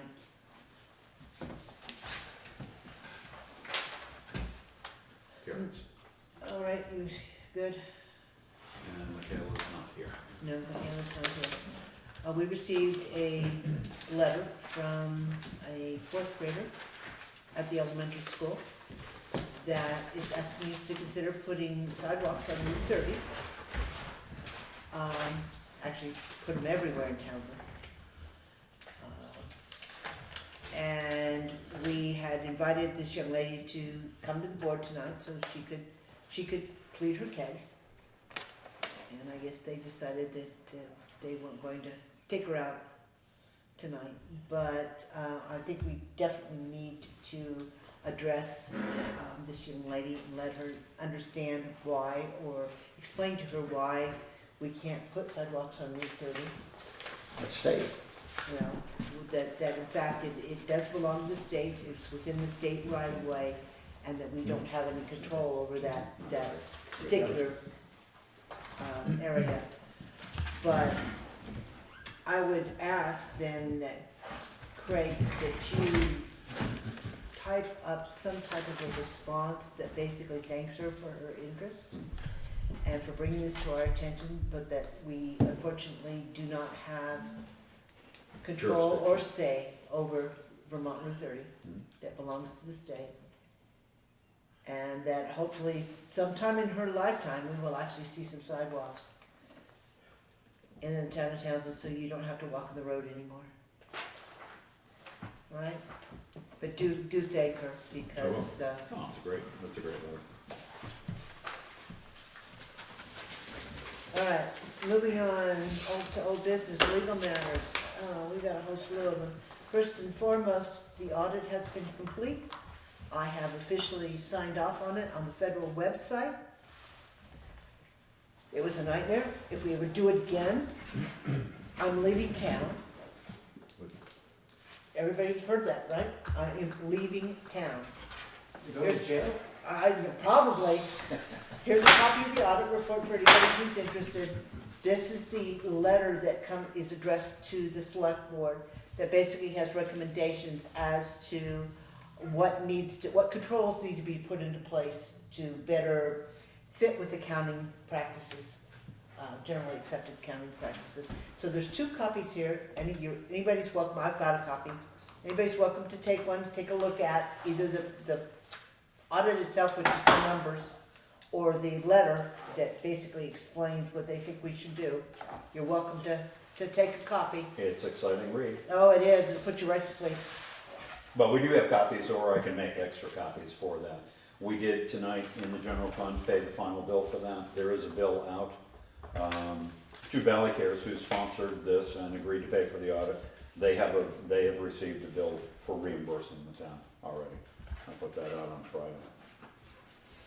All right, then moving on to the next issue, which would be the health order.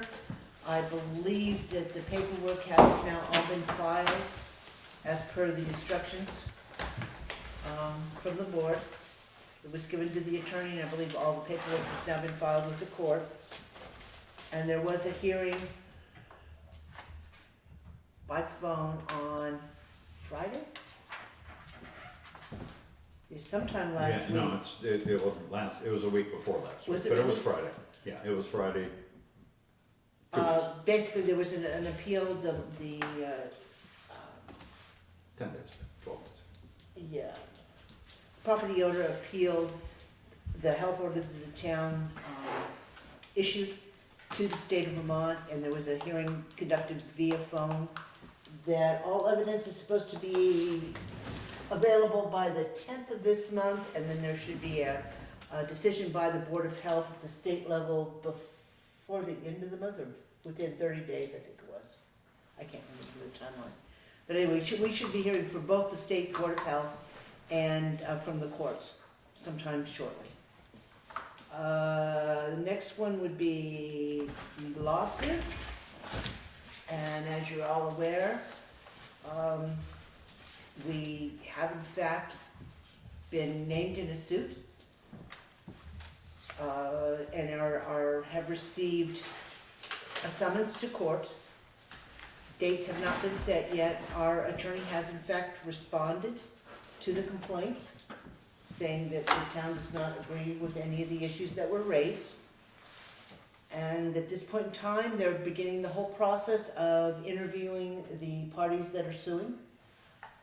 And we will just be kept in the loop as this unfolds, and sooner or later we'll have a court date. Depositions for discovery next week Next week, sometime. the 21st and the 22nd Or were 2 the weeks from now. depositions. So yes, for any of you, those who want additional light reading, this is the copy of our attorney's response to the complaint. You're welcome to take that and read it. Insurance claims. We've talked about one tonight, which was the bumper that got stuck on the rebar of the curbstone with the town common. That's the newest one. We paid up. You paid the one tonight also, which was It was the mirror the mirror off the. that got clipped with the plow. Yeah. And then we've already paid for the trailer. I believe. Yeah, That I I can't remember remember, but seeing I believe that. we paid for that. I believe, I can't. So I think at this point in time, the only outstanding on the insurance claims is just this new bumper, and that just happened last week. How are we liable for somebody parking their vehicle on top of the rebar? The rebar was covered in snow. I've got a dozen pictures here. I mean, if you go down there was stubs of rebar sticking. If you even came close to that with a tire, you punch a tire. Well, it's town property, and it's town maintained property, and it's not maintained, as Earl will point out. Yeah, but if you go down anywhere and you pull your vehicle up too close to the curb and you get your bumper caught on it and back up, you can't, I mean, there's a certain bit of liability of driving your vehicle and like, you know. Yeah, I don't disagree with you, and I think our insurance company might argue sovereign immunity. I simply got the call, was fielded from the town clerk's office back to me. I talked to the gentleman, I said, you need to get an estimate and get your I mean, details. how do we even know that he actually really got his bumper caught on that? He could have dropped it out here in the mud on one of the back roads and then pulled in and got out and, Well, how do we know that the Nissan that we just paid for the mirror on was actually hit by our snowplow? I mean, you know, we can get into that continually. Well, I'm not gonna sign off and just for everybody that wrecks their car up around on any part of our area. I mean, you assume a little bit of liability when you get in it and drive down the road No, to a certain point. I would just, For them rebars, I used to drive them down every spring because they will work up with, if they catch them with a bucket load or something when they're moving snow. But that's what my point is, we can't sit somebody down there to wait for the snow to melt away from the rebar enough to see it and come back. It's still a hazard, because I used to make sure they drove down for a kid car. Well, you didn't do it through the snowbank. No, when the snow was there, I didn't do it, but snow was gone. To Irv's point, I think some kind of regular self-inspection is called for. Now, whether it's just at the parking or even town hall here. If you look at your fire extinguishers, some of them haven't been inspected in 2 years. If you go to your back stairway over here, there's a light Yeah, out. we can only tackle one thing at a time, it's the rebar and the bumper. And it's part of self-inspection. Well, no, I mean, You part know, of I driving don't- down the road is being liable for your own vehicle. I mean, you know. There are things that the town can't be, you know, entirely liable for, but this is one that's it's been an issue for a while. In any case, I don't have his information with regard to, what exactly happened. I don't have his insurance company and all that. We can certainly send it into VLCT, but given our high deductible, I don't think this is gonna come anywhere close to meeting that standard, and I think if an adjuster came down from Montpelier to look at this, I think he would decide that we have a certain, what do I wanna say? Obligation to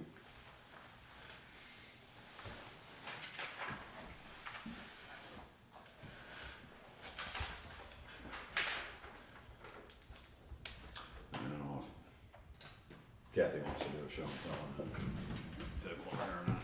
Okay, there are pictures. oh, that's just all of them.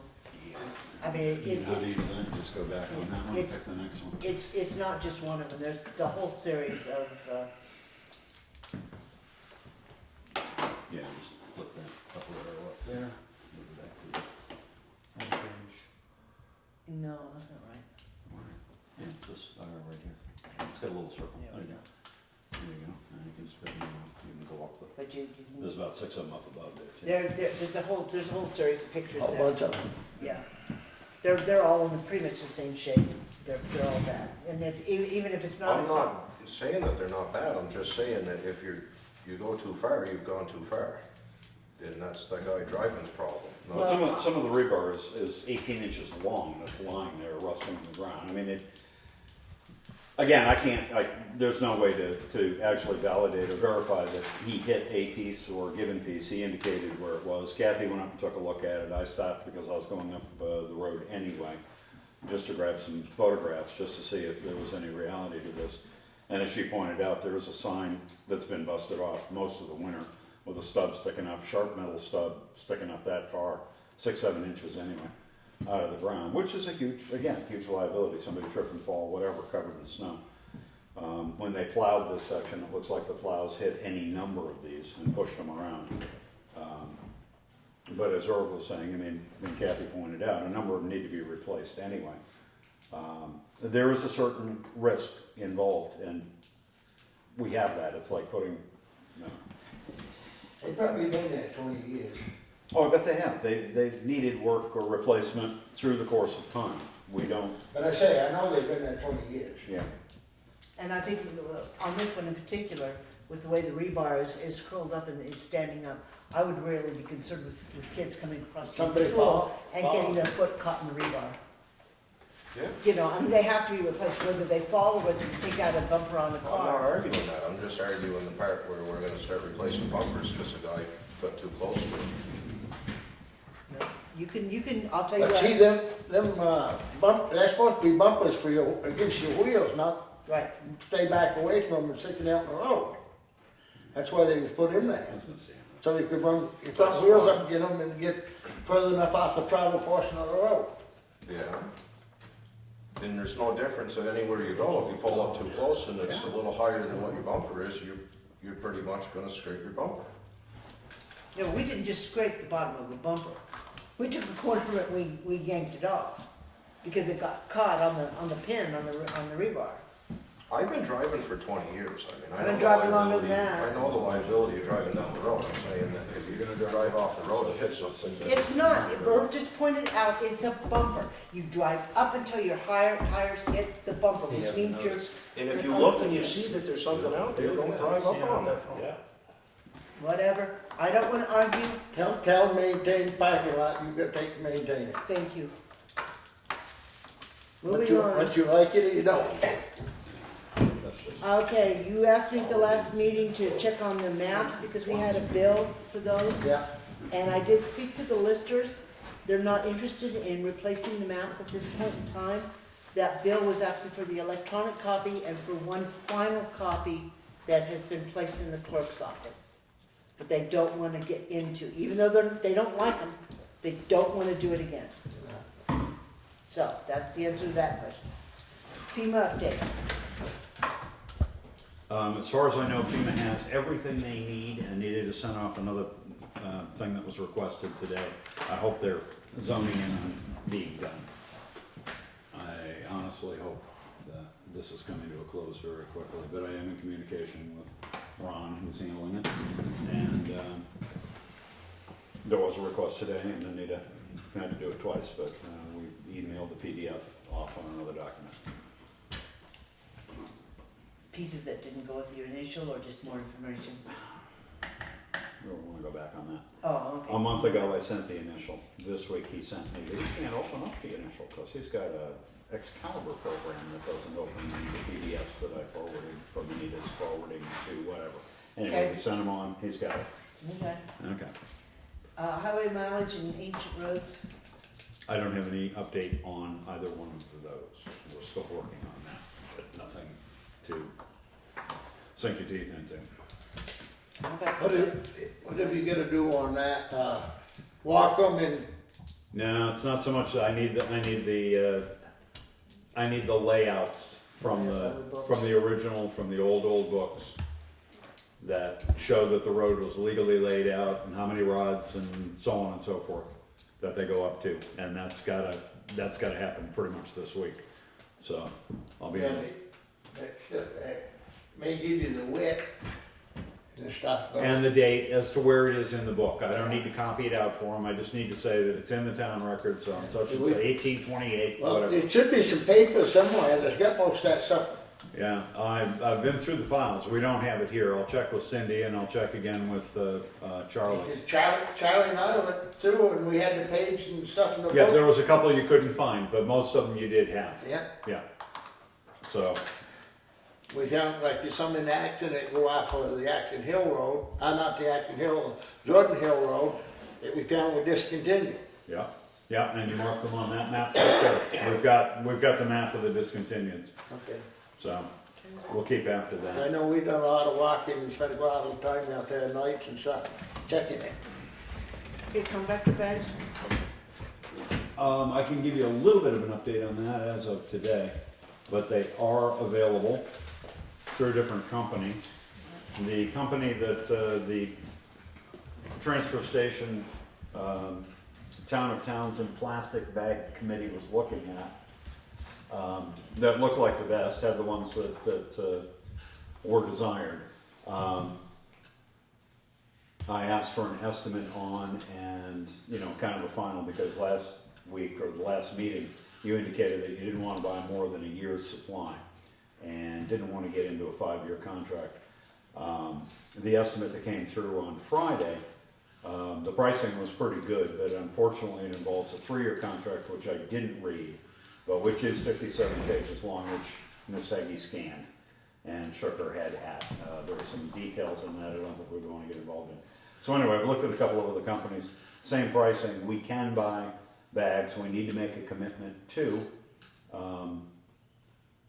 pretty close to 12,000 bags to get them in at one shot, but you're looking at about $3,100. And you can pick either the hot pink or the yellow or the blue or the green, and we can put a very simple design on We do have to provide artwork, but it's only gonna be $150, no contract, that artwork will stay with our name if we reorder more for years to come or not. But basically it comes out to $3,100 to buy all the bags, buy about $12,000 worth of bags, about 12,000 bags, excuse me. You take 12,000 bags. 12,000 bags, No. no, yeah. And that should more than cover us for a year if we're indeed doing only 900 and something a month. I hate to buy that many all at once, I hate to spend that kind of money, but there is no contract with this company. They've got a 2 to 3 week turnaround. We can order them whenever we want. If we do that artwork thing, put a black stripe around them, put a polka dot on them, put a happy face on them, put a picture of Kid Martin on them, then there is a need to do them by the pallet as opposed to buying them by the box. They don't come pre-packed, they come 100 to a box, and they come 117 boxes to a case, or to a pallet. And they all come at once. Then we can put them in the basement and distribute them out. But they're not gonna be packed in groups of 5. So anyway, you're looking at about $3,200 figure to get them, and you got a little bit of time to think about that before July 1st. See, one reason. But a 5-year contract isn't saying, at the last meeting, you were saying, we Because I may don't, not, in 2 years, a we. year from now, or a you year don't from know now. what's gonna happen. Right. If enough of this, recyclable stuff goes away, you know, through private contracts and stuff, they may close the recycling place down there, then the town is gonna be liable for getting rid of that stuff. Which, now they can't, any, trash hauler, if he picks up at your place, Bob, or he picks up at Craig's, then he can't charge extra to take care of that recyclables. So he's gonna have to add his price into whatever he charges you per bag to trash. But Gonna have to make Right 2 now- trips or a separate rate. right now, Wyndham Solid Waste District is hauling the recyclables out of here. But like I say, if they don't get enough to keep going, they're gonna close the MRF, and then it's gonna be up to the town, so then that's gonna add quite a lot of cost. So that's why I hate to see them do more than a year. So it's your pleasure. The contract that the committee chose, or the bank that the company that the committee chose, the contract that I read over, went so far as to require that they open an account, a bank account, in the town's name, so that when they were delivered to the 2 stores, or the 2 places that were going to sell them, that the stores would in fact pay the company that was providing the bags. They would deposit the money in the account, and I'm not sure how it ever got back to us. And I just, from an audit, I just got through with a federal audit. The last thing I want to do is have town money. That's what they're gonna say, get tangled up in that. It was a contract that anybody here at this table, anybody, we would send it to our lawyer to look at before we got anywhere near it. It was that complicated, It was. that convoluted. And I think it's because this company does business with the city of Boston, or the city of Somerville or something. I mean, it's big time. Townsend's a little town. We need to be able to buy when we want to buy, pay cash for it basically, or check at the end of the month, and not be involved in any kind of long-term arrangement. And if you guys decide you want to put a black stripe around it or yellow polka dots on it, that's fine. It's not going to involve serious artwork. We can reorder them anytime. But we do need to put something on the bag that distinguishes it from what anybody can buy for 25 cents a piece. Not just the color, but some mark on it, big T on it, T and a star or something. And We're gonna have to show for that, so we can't have it just going from the store to the people that sell the bag. That's gonna have to show in their budget.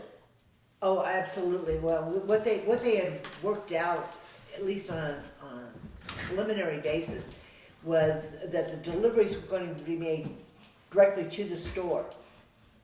In other words, the town would order the bags, the company would warehouse the bags until the different entities needed a supply, at which time they would deliver to this store, that store, the town hall, and then everybody would give them the money for the bags, and they were going to put it in this magic account.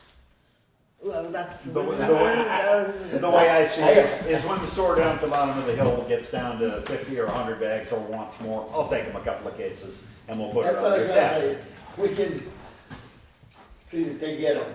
I mean, basically, the nice thing about it, it's a very professional operation, there's no doubt. They were going to prepackage them along with the instructions for a garbage bag, but anyway, in packages of 5, so they were consumer ready, they, yada, yada, yada. Well, needless to say, I don't think the town should get involved, number 1, in a long-term contract. Number 2, I don't wanna see any town money outside of town control. Now, these are not drawstring bags, they're just a regular bag, take a twist tie. They don't come packed in consumer packs of 5, blister pack, hang on a peg. They're individuals, come in a box with 100 in the box. But they have. And I said, if you want me to wrap them up in ribbon, I'll wrap 5 up in ribbon, but I think that the consumer's gonna wanna buy them like they did tokens. You could come in here and buy 2 tokens, or you come in here and buy 20 tokens, that kind of thing. I think the consumer can go into the store and pick out as many or as few bags as he or she wants. You can have 5 packs if you want, but a lot of people aren't gonna spend $12.50 on a package when they're only gonna use maybe 3 during the course of the summer. Anyway, this was all, planned out by the prior committee, but in any event, these are available. You're looking at 27 cents a bit, a little less than 27 cents a bag delivered. Just a little bit cheaper than what they were looking at. They were looking at 29, weren't they? Yeah, but again, How they were doing an awful lot of, they were distributing to Yep. How many meal? 1.5. And these are a 39-inch bag by 30, I guess it's 30 by 39, something like, it's 33 gallon equivalent. They're a little bit translucent. You can see through even the darkest of them. And Anita likes the hot pink because purple's not available. I've got a problem with hot pink, but Oh, I'm not gonna say what it if it has Art Monet's face on the front of it, like I don't know, But anyway, we like kind of a Bob Marley stencil, that would be fine. What kind of a timeline were we looking at? You're looking at a 3-week turnaround, 2-week turnaround. Okay, something so like we that. can put that Table this. a final decision on this until at least toward the end of May. Yeah, but And by I then guess- you really, right, and I can take a look at others, but I think everybody's gonna be in the same ballpark, with regard to this, but it comes one pallet at a time, and So then the other part of that is how are we going to get the word out that this is changing? I mean, we definitely, the transfer station attendant or compactor attendant now is getting questions about it. And I think it's time to get some information out. They got some kind of a paper or something? A flyer at least out for the compactor, just we so can that- certainly put up a poster, we can certainly send something out on the limited listserv that we have. But we also need to inform the highway department and Arnold in particular, that this is going to be, oh, he asked me on Saturday, he assumes he's gonna be selling bags up there. And I said, people aren't gonna come in with their own bags and then buy a bag and put their bags in your bag so that you can put it, it's not gonna work that way. Again, this board needs to figure out how that policy, and then we'll make the notifications as necessary. Probably allow some sort of grace period early in July or something for some sort of crossover, but by a date certain, this has gotta be a done deal. Maybe if we start, Starting to work. get some notices out the 1st of May or something, that gives you 2 months. Yeah. Or you can. No, you're still gonna have people that are gonna try it. Well, and that Well, was you one are. of his questions as well, is what do I do with people that come with not the right kind of bags? What do I do? You can have a little, you do have a mass If you make a mailing. notice of that, if they're not in approved bags, they'll be rejected. You can have a little bit of a grace period. By the end of July, you people should be putting out, Joe should be mailing out tax bills, and I would advocate that a notice go in there with that as well. That's your big mass mailing of the year, it only takes a little flyer. You can allow for a 2-3 week grace period in July until you make that mailing. But there needs to be a date certain, or this whole thing is gonna be a big, white, pink, blue elephant. And if you give them 2 months' notice, that ought to be 60 days, ought to be close enough. Okay, so we'll revisit that if you put it, It'll be on the agenda for the 20th, just to Yeah. see where Okay. the thinking is, but yeah, we'll certainly want to be making a decision in May? Town officer appointments, I believe, I don't know if anybody's had any success looking for anybody to fill those positions, but we at least need to sign the Yes. contract for the service officer. Yeah. She was appointed at your reorganization meeting, and I forgot, like I usually do, these things. Cynthia Davis was appointed, but we need to know the form back, and I didn't get you to sign the form. And she agreed to be the town service officer. And I'll get the pertinent contact information for her tomorrow. That goes with that.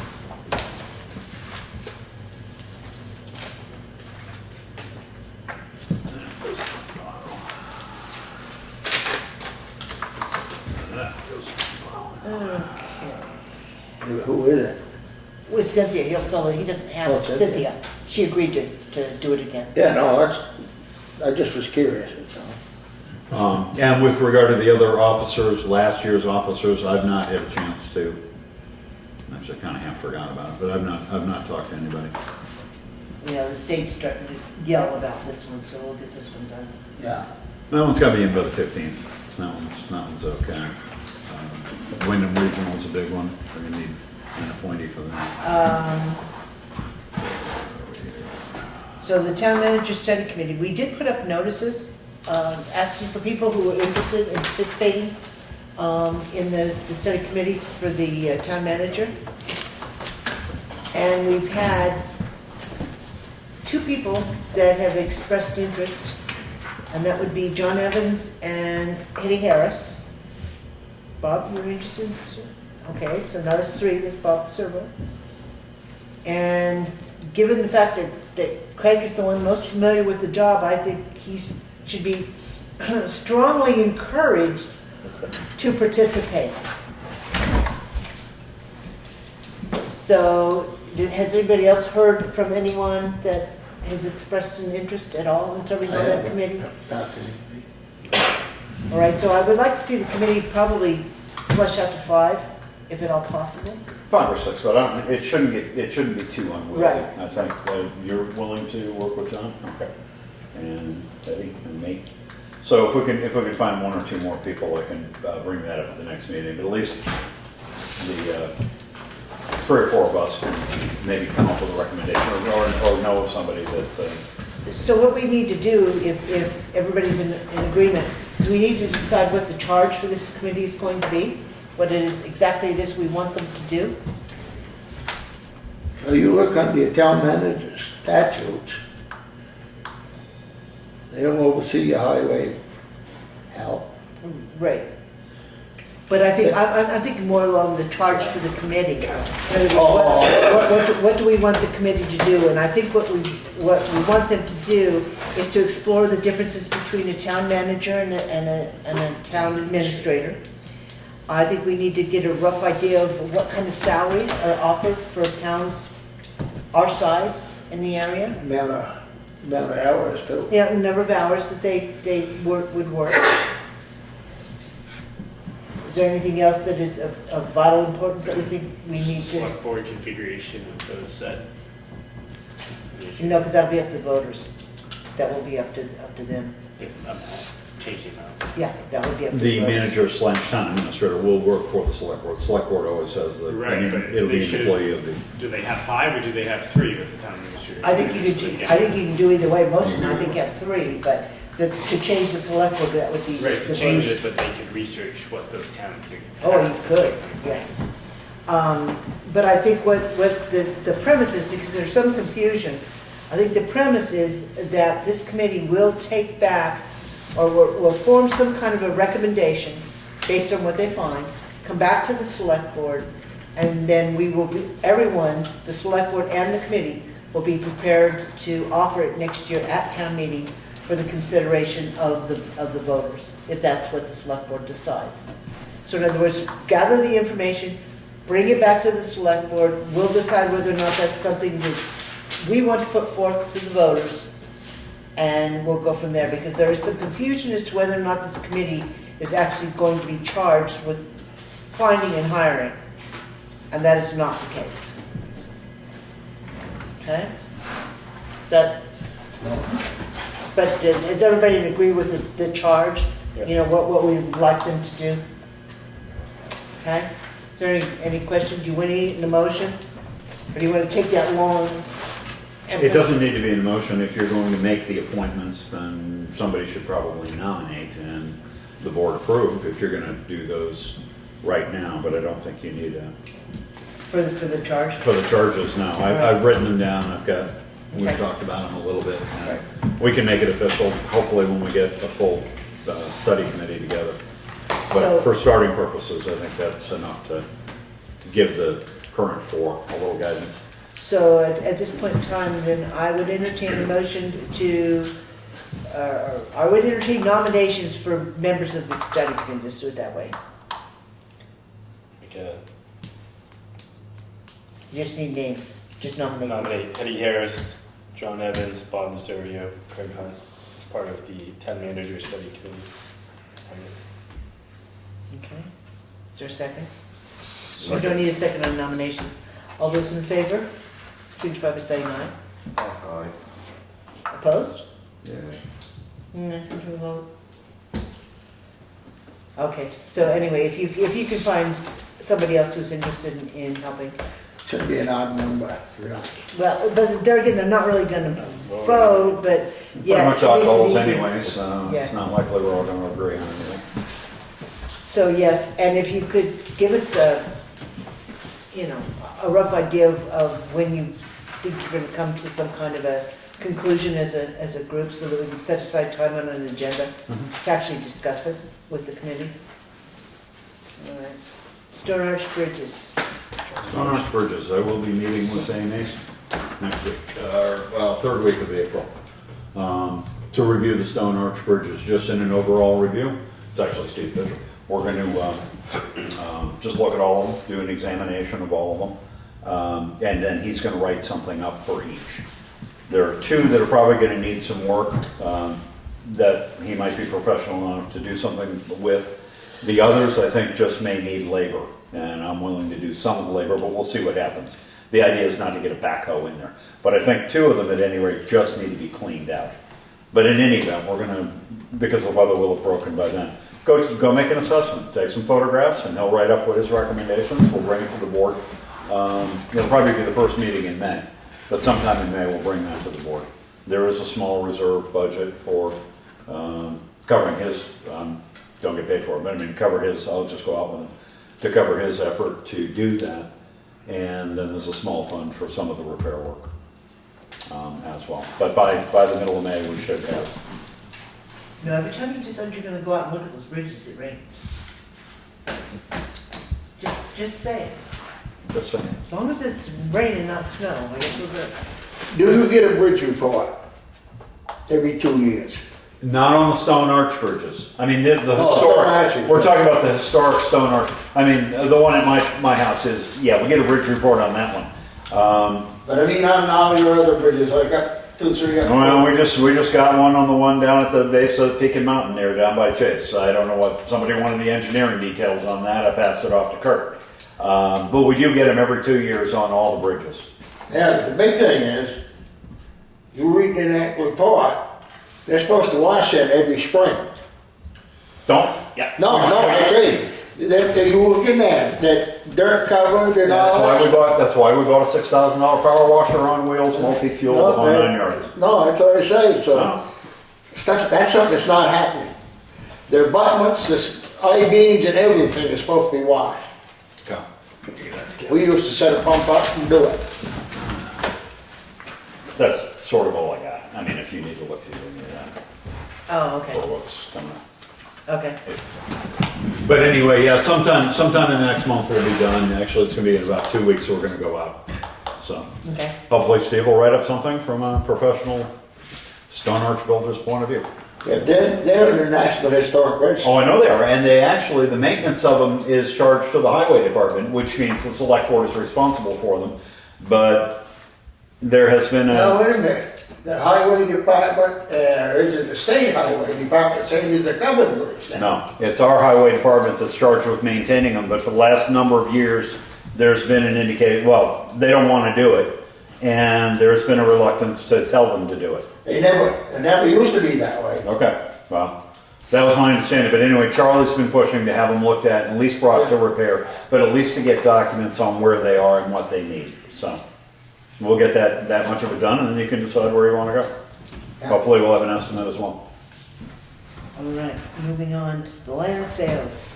We have 2.2 acres in Townshend Acres that in fact the town purchased in 1986 via tax sale. That is still sitting fallow, has not garnered one iota, one nickel of tax money in that entire time. That would be a good idea to put back on the tax rolls. And then we have, as we talked about at town meeting, there are 17 acres in West Townsend that are no man's land. Nobody landlocked. claims them. They are in fact landlocked, and the voters did in fact give us permission to sell them. But you still gotta know where they are and have them marked out. And we know where they are. Well, the appraiser doubled the value on them, but I don't think he ever got out there to find out. I don't where think they were. ever get out there either. I mean, it's marked on the map. It's very clear on the map, the parcel. You got a map right there, Kathy. I have a pretty good idea where they are. Well, I have too, but you go out there in the woods and try to Last find. page. Other Well, side. I mean, which part? That's what I'm saying, if somebody's gonna go look at it, it's gotta be marked out in the woods, so you know the property line is here, and it goes this way, or however it goes. You can't just, You know, I understand. You can't just say that it's out there in West I Allen. know I know. where it is. It's the triangular piece on there. I think it's marked, maybe not. That funky little triangle.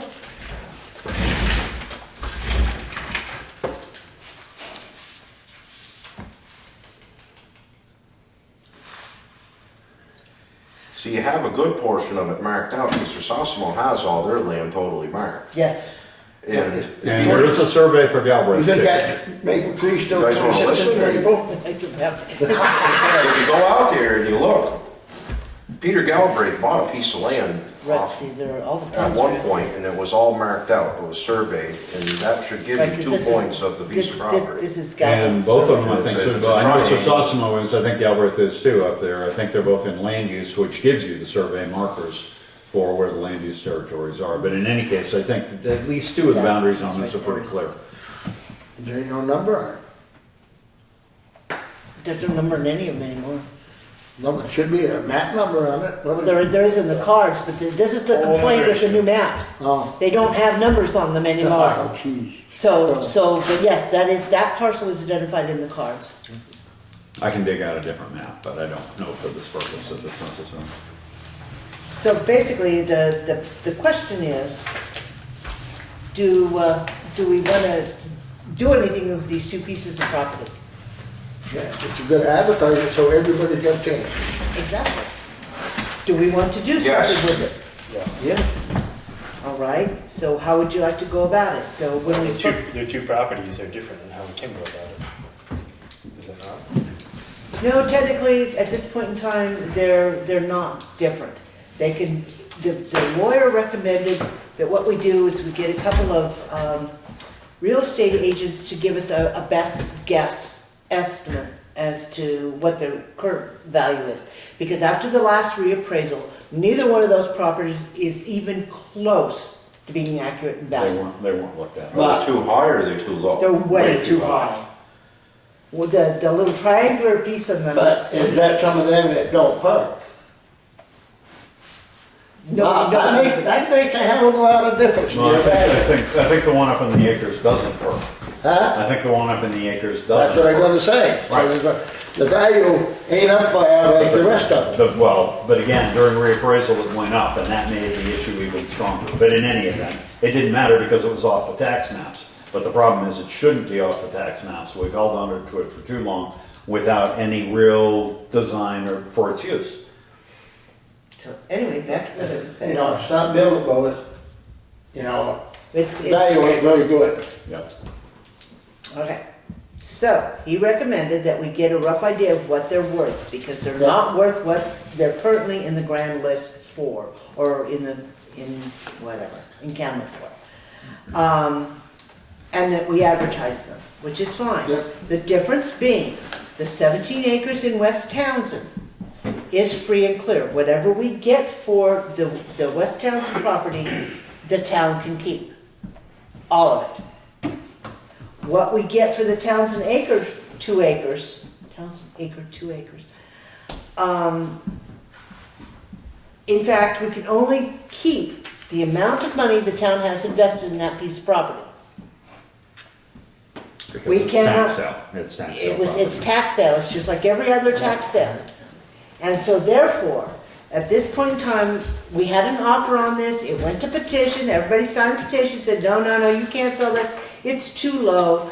But we did in fact, we had an offer of $2,500, and at that time, before this year's taxes were added, it was a stretch to get the value of that property up to $2,500 from what the town paid for it and all the taxes in the ensuing years up to that point In terms of what the town had invested. invested. Cumulative taxes and all the rest of it, it hardly came to 2,500. But we figured 2,500 by Kathy's work and everybody else's sitting here, Anita's and everybody else's. How much did we actually have invested in it? 2,500 would cover it plus some legal expenses. Yeah, but can't you cut taxes on it for the, if it's been 10 years? or- Sure, and that was taxes for that whole time period. It was only, yeah, it was only From 70 1986 forward. 96, I think. Was or it 96? 96. I was gonna say, that can't be. It wasn't 86. It'd be more than that.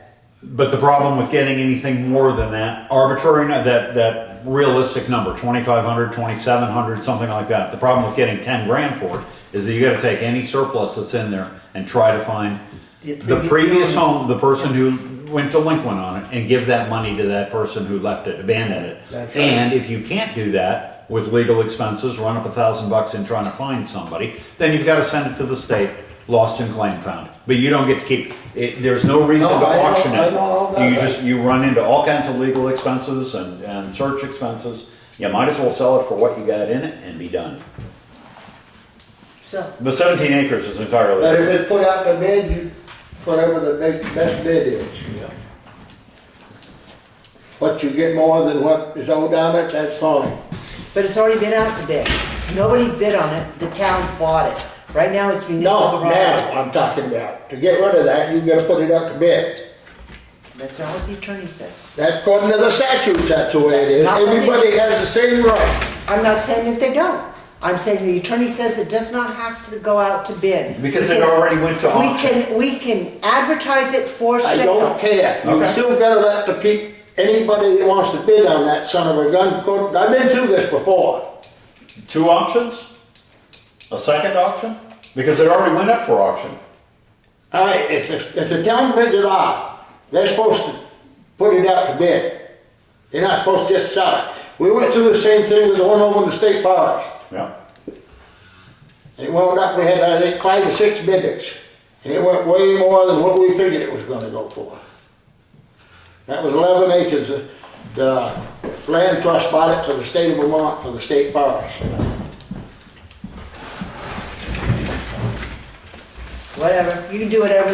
No, but what I'm saying is, you just can't sell it to somebody. Irv, I spent, I don't know how many hours talking to the attorney on this piece of property.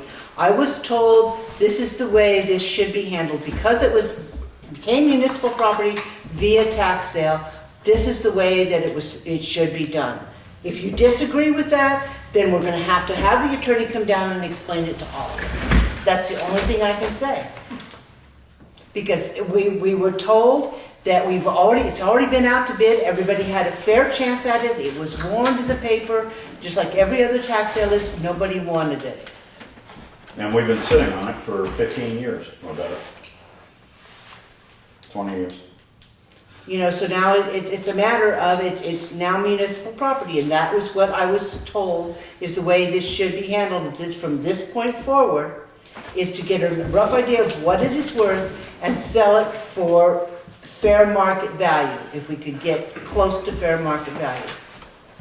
In which case, we would advertise it in the paper for what professionals would determine as fair market value. But you can at least go ahead and have professionals look at it, because if it doesn't. Oh, yeah, I'm not saying you can't get a a price on it, what they figure it's worth. And I will do some checking on that other, because we was told before that if it's count municipal property, you can't just sell it to anybody, you're supposed to give everybody a chance, so you put it out to bid. We are, like putting it out to market if you are. Anyone can buy it or put a bid on it. No, but you're not letting them know just because it's in real estate hands. If I ain't looking for real estate, I don't know. It's not going to real estate, we weren't going to advertise it with real estate, we're gonna advertise it in the paper. Well, In other words, that's what I think, you gotta advertise it so everybody has a chance. And we would, once we find out how much it Yeah. is from a real estate agent, then we would advertise in the paper, we would post notices in town that we have 2.2 acres in Townshend acres that the town has owned since Well, if 1996. you're gonna- That would, That's what I was just trying to say, that you had to advertise it like in the paper, so everybody has a chance. okay, but that's not necessarily doing a bid, that's setting a price, figuring out how much it's worth, and advertising it for sale. Which is what the attorney told me to do. Right, put it up for sale, $2,500, put the ad in the paper, first person buys it, kind of thing. But keep it open and clear. The 17 acres you can go to auction with, as you said, that's clean and clear. And that one you can do an in-house auction for, a bid. Well, I think that at this point in time, the smart thing to do would be to see if we can come up with some people who could give us a rough idea of what either one of those two parcels were worth. The Townshend acre parcel, we don't believe it perks. There's no reference whatsoever in the records, the fact that it was ever able to perk. I know it's alleged. The West Townsend, I know Sir Saxville has already expressed interest in purchasing that, so we need to find out what it's worth. And in fact, just put it out to either bid, or we can advertise it for sale. Once we determine fair market, we can do it whichever way you'd like. But I think we need to find out how much either one of those two parcels are worth. So is that something that you could, do you have contacts that you can, Sure. with somebody that we can could get a rough assessment made. idea? We can have realtors look at it and come up with, I mean, that's a possibility. That would, I mean, that's what he suggested, 2 or 3 realtors, and see if they come in the same relative ballpark to give you fair market on either one of the 2 properties. And we can also ask the listers to look at it, because nobody's been out to look at either one of those, and certainly didn't happen during reappraisal, when the numbers changed, and that's what flagged for everybody. I've been looking at these 2 for I don't know how many years, and there was no clear determination on that 17 acres. And we finally kind of nailed that one down. And this one up on the hill, David What thought. part of it down? Huh? What part of the 17 acres did you nail down? Well, just that there is no clear title chain, and that the town ended up with it back in the probably mid-60s or It looks something, like at sometimes least in the that. dam, when the Yeah. dam was put in, it appeared to get It just separated. got lost out, and Galbraith, there's no title for it, it doesn't believe he owns it, so Sosimo said they We don't have asked own it. both. They do not own it, and they'd like to have it because it's contiguous with what they've got. Well, they like it because it's got some good wood on it. Oh, I've never been out there, but I understand. Being It's- landlocked, you really had to get to it too. Yeah, but they like it because it's got good wood on it. Yeah, but you don't, if you can either have to buy it right away, or if you get one, it could be made to do it just in the winter time, without any damages and all kinds of stuff, that right away bidders have been through that too.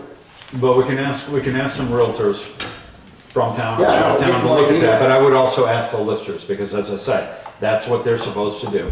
There was an assessment that was thought to be, correct when reappraisal was done, and I think everybody has said that really needs to be re-examined, so.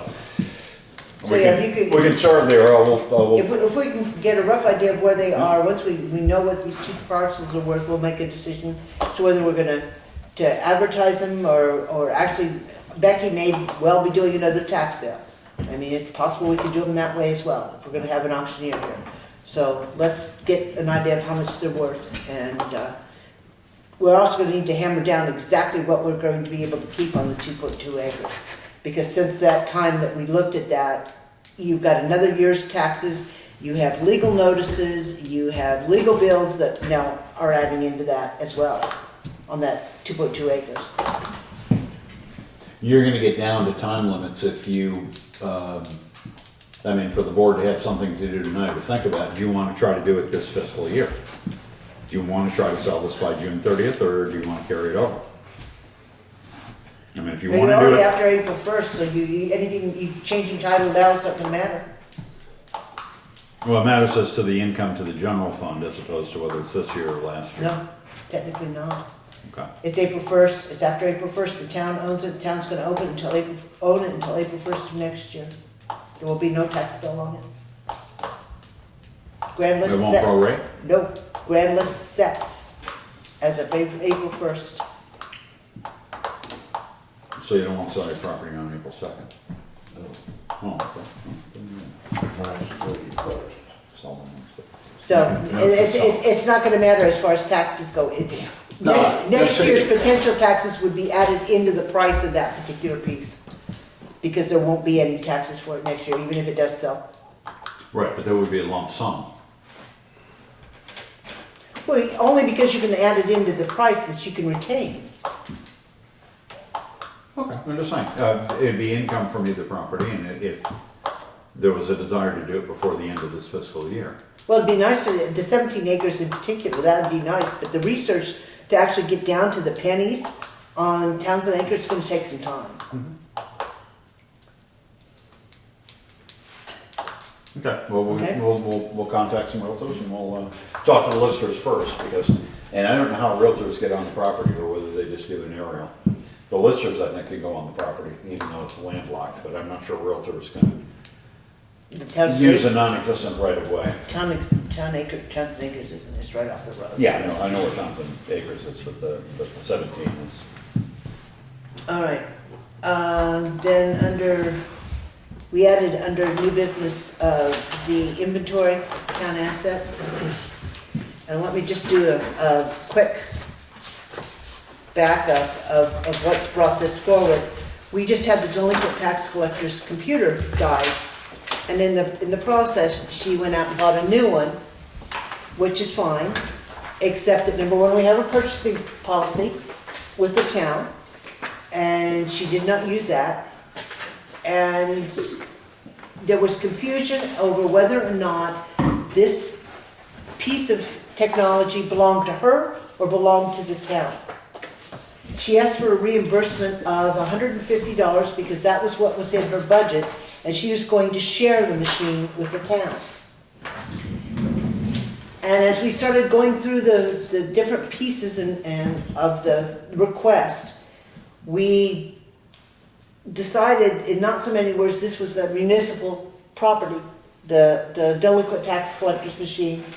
It was in fact municipal property, and that in fact the town would reimburse her, even though she didn't follow the purchase policy. And that at the end of her term, whenever that may be, that machine would move forward to the next delinquent tax collector. In other words, it would belong to us.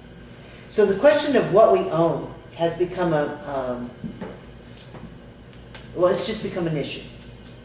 And I think we need to decide whether Craig's machine is his or ours, and that's Oh, no, definitely ours. it's definitely yours, it's Well, my case.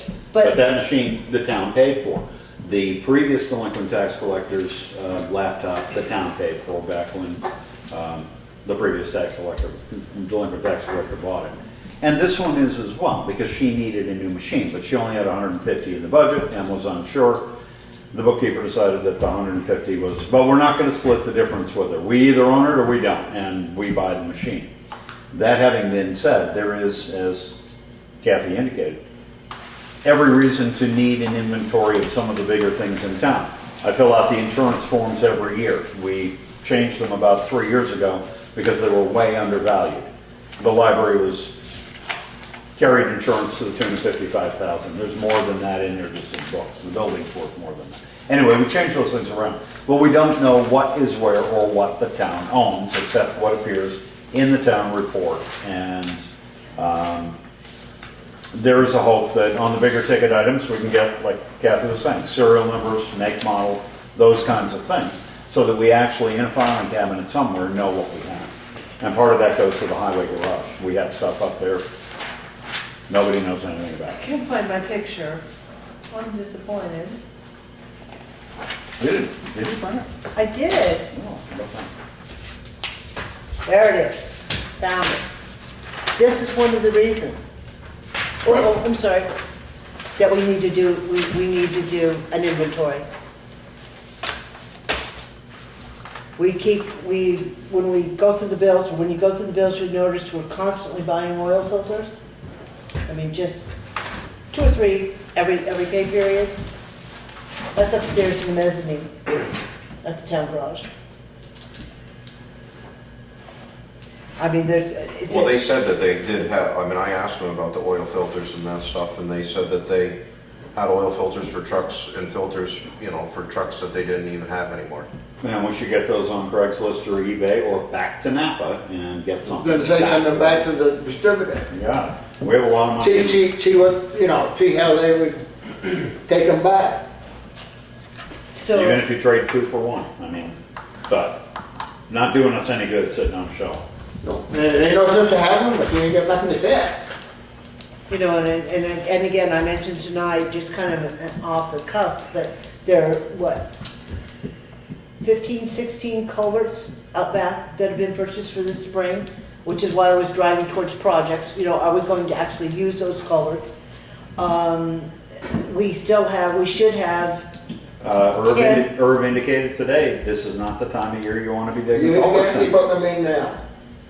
If you didn't do them in the fall, you're You gonna don't wait do them in till the summer. summer or the fall and forget it, because right now, you're gonna make nothing but mud. and I'm just saying that Yeah. we've already purchased them, they're sitting out in the back of the shed, waiting to be done. We've got at least 10 sets of grader blades. Actually, it's probably 12, but yeah. I thought we used at least 1, but anyway, we've got at least 10 sets of grader blades up there in storage. And I think we really need to know, as we start talking about budgets being so tight and the amount of money that we're spending, we need to know what we have. I read that list over, some of them are blades for the wing. Oh, no, those are the ones that just came in, and they did Oh, not, I haven't seen that. from Fairfield, they did not, the blades he was referring to did not come in at the beginning of March. We got those on the 20th or something. Those were just ordered. But in any case, the ones that she's alluding to, we bought some carbide blades, I think, from Tenco, and we bought some softer steel blades from Fairfield, maybe, for the I think it grader. was Fairfield. Does that sound right? And they wanted to try them out because the carbide they're gonna use, they'll wear, but they wanted the softer ones for other purposes. And then nobody remembered who ordered what, but we ended up with a dozen of them and a pretty good sized bill. And by the time the bill came in, it was too late to send them back. We haven't used any of them. They're still sitting on the floor. All bolted together the way they came in shipment. And that becomes, you know, $4 or $5 grand right there. So I think what I would like to see is having a couple of people take a look at the town properties and start to make a list of not only what we have in back stock, but also what we do own, so that we've got some handle on where money actually shouldn't be spent, because there's no point in buying things we already have. So I think if Mr. Dana would be so kind, since he's familiar with the garage in particular, would you be willing to do that, to work on a I'll help inventory? somebody. You'll help somebody? How about you, Mr. Hunt? I can, and what I've been driving for forever is, in my 7 or 8 years here working for the board, I think we've bought like 6 chainsaws. And I've never seen the old ones get worn out or thrown away. I'm still running my chainsaws from 1984. I'm not cutting cords of wood, but you know what I mean. The machines do hold up. We lose them off the back door, but whatever. But we've never had a serial number. I've never known what, you lose something, we ought to be getting a claim in. We ought to know about it, those kinds of things. But there should be a record. There should be a card, even if it's an index card somewhere that says, the taxpayer bought this. And you use it to the best of your ability. When you wear it out, we'll go get another one. We can't just lose it. We can't just shuffle it. Yeah, but if it's stolen, you don't have the serial number, there's no way of protecting yourself. There's a generator underneath the stairway up there. We paid over $3,000 for that. We have maybe 50 hours on it. It's been sitting there ever since the highway garage was built. And it's just a shame because it's a hell of a nice unit. Nice old generator, portable generator. But it's not getting started up every year. I don't know what the numbers are on it. The serial numbers, things like that. But if those are the kinds of things that we can actually, if they're never going to use them and the fire department doesn't need them and nobody else needs them, emergency management, then we ought to get rid of them, turn them into cash and turn them into something that we can use. We shouldn't just sit on it until it goes Or just dead. not buy it, Well, or just not buy it to begin that with. would be the best. Well, but it's hard to do control a purchasing policy when you don't know what's there. And I And think- when, every time we make a trip, we pick up another filter because it's convenient, but then that filter sits on a shelf for days or weeks or whatever, and you can buy it cheaper. You I get think free one of shipping. one of the other issues that we have is we go through, which has been an education for me, we go through plow blades and tire chains like they're water out there. And from what I understand, we just chuck it all into a pile, in the back somewhere. I think it's time to start cleaning up some of that crap as well. I think it's time to maybe have it sent over for recycling and maybe make some of that money back. Because those tire chains are bloody expensive. Well, if they're saving them, then they probably should get a tire chain tool out and They're not saving. save some parts off of them. They don't, no, they don't save them. What do we, how many sets did we go through? Joe can tell you better than I, but we've gone through, I don't know, probably 4 sets, I don't know. Per truck? But we buy the one, we buy P-Wag, they're made in Austria, top of the line, hard as a rock, and then they're loose on the wheels and they flop. But as soon as they get a little bit worn, we put a new set on, and they go out to the bone pile. And that bone pile's got thousands of pounds of chain in it. And the cold storage shed does too. You've seen them hanging up in there, Yeah. plus all over the floor of the garage. So I mean, there's a lot of money tied up in scrap steel. So I think we can kind of kill two birds with one stone if we find out how much we've got sitting out there that can be hauled off and actually turned into some type of a resource, as well as what's in stock that may either be able to trade in or sold or whatever. But it's time to start cleaning up everybody's act to some extent, because there's an awful lot of waste that's going on. So if Joe and Craig are willing to at least take on an initial piece of that, then hopefully we'll be able to put together a list, at least for insurance purposes, and actually have that up to date as well. Yeah, I mean, Because we bought 3 new laptops this year, 3 or 4. I don't think it'll take more than a morning to just get an overview, but I mean, yeah, some of the things that we have, I mean, in backstock, upstairs on the mezzanine, I'm sure some of that stuff goes back years and years. You know? And I think some of that could be recycled back in. And, you know, we can start a process of getting numbers, we can do that this week. Alrighty, and then Figure out a plan anyway. Putting stickers on stuff too. putting stickers on. Town of property or town of town, Right. remember, Yeah. it was sort of Excel spreadsheet. Stick every other. Well, we can do that too, a little counted sticker on the various shelves of the aisles or something. So then, the other thing that we had under new one, I actually did manage to cut myself on that. The transfer station recertification application, did you get that? It's nearing completion, that's gotta be in another week and a half. That's pretty easy. Don't order a trash bag, Yeah. that's a good point, Kyle, don't order a trash bag. Okay, so, Well, if I don't get that in, we're out of business anyway, so the two go hand in hand, but that's just about done, and that'll need to be signed by Anita, actually has to sign that one. okay, so you don't need board approval? I don't to need get the that? board to sign it, Okay. may need the chair, but it's not, I'll show you when I get there. Alright, Alright. and then we had some liquor licenses that came in? Yeah, you got a pair.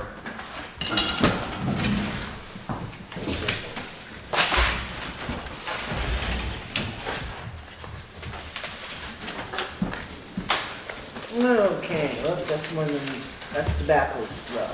Let's do the liquor first. Okay, that's tobacco. That's the liquor. I understand the way that works. You gotta make one out for each one, but when it comes back, you only get one. They combine the two. Oh, do they? Yeah, Alright, that's something new they changed. And it is confusing, but I think Kit signed where the owner was supposed to sign on one of them last week as opposed to the select, but it just, there should be a spot, I think it's on the second page to sign. okay, yeah, there is, ooh, That's And how that's they go. Harmonyville. alright. So I would entertain a motion to sign a, I believe it's second class liquor license, for Little Moo Moo. Little Moo Moo LLC. Mhm. Okay. So I'd entertain a motion to sign that, or to approve that. So moved. Is there a second? Huh? What did you say? You want a liquor license? You want to second that? Second. Second. Good. Is there any discussion? Hearing none, all those in favor of approving the liquor license for Little Moo Moo signify by saying aye. I got Harmony Bill, It's Harmony, I abstain. Aye. okay, so there, one abstention and Yep. 3 ayes, okay. And let's do their tobacco license on the heels of that one. This we just, where'd the tobacco license go? No, I think Kate actually got it in the right spot. You can sign, you can see the sign. Search of individual partners. There isn't a signature page for the tobacco. Or does the signature page? I don't know if they go together or not. I don't think I have one. Let me check through my file. So this is, I'm assuming.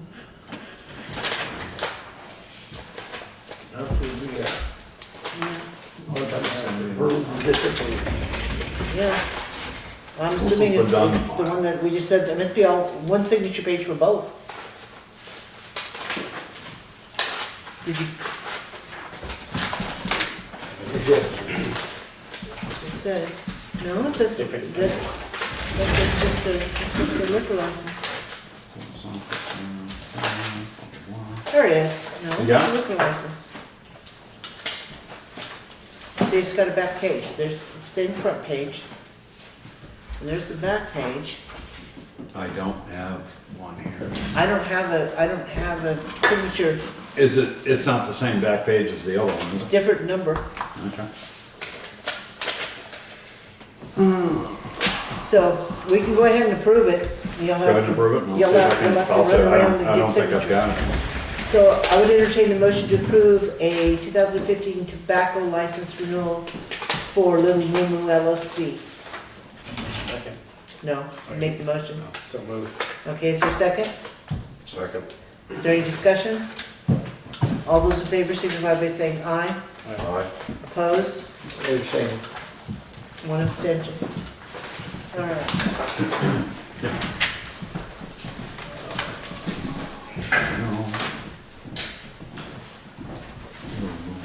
All right.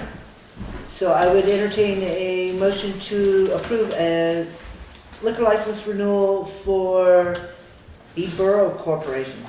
Limited already. Okay. For 2015-16. 78. So moved. What's that? William Helen. Oh, So we signed Is there a second?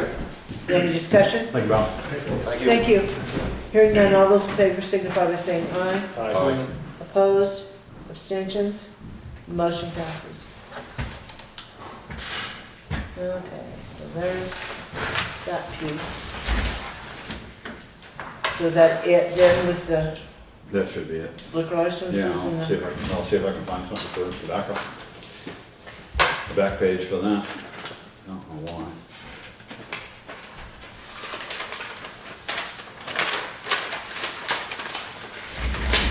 I'll check what you're getting.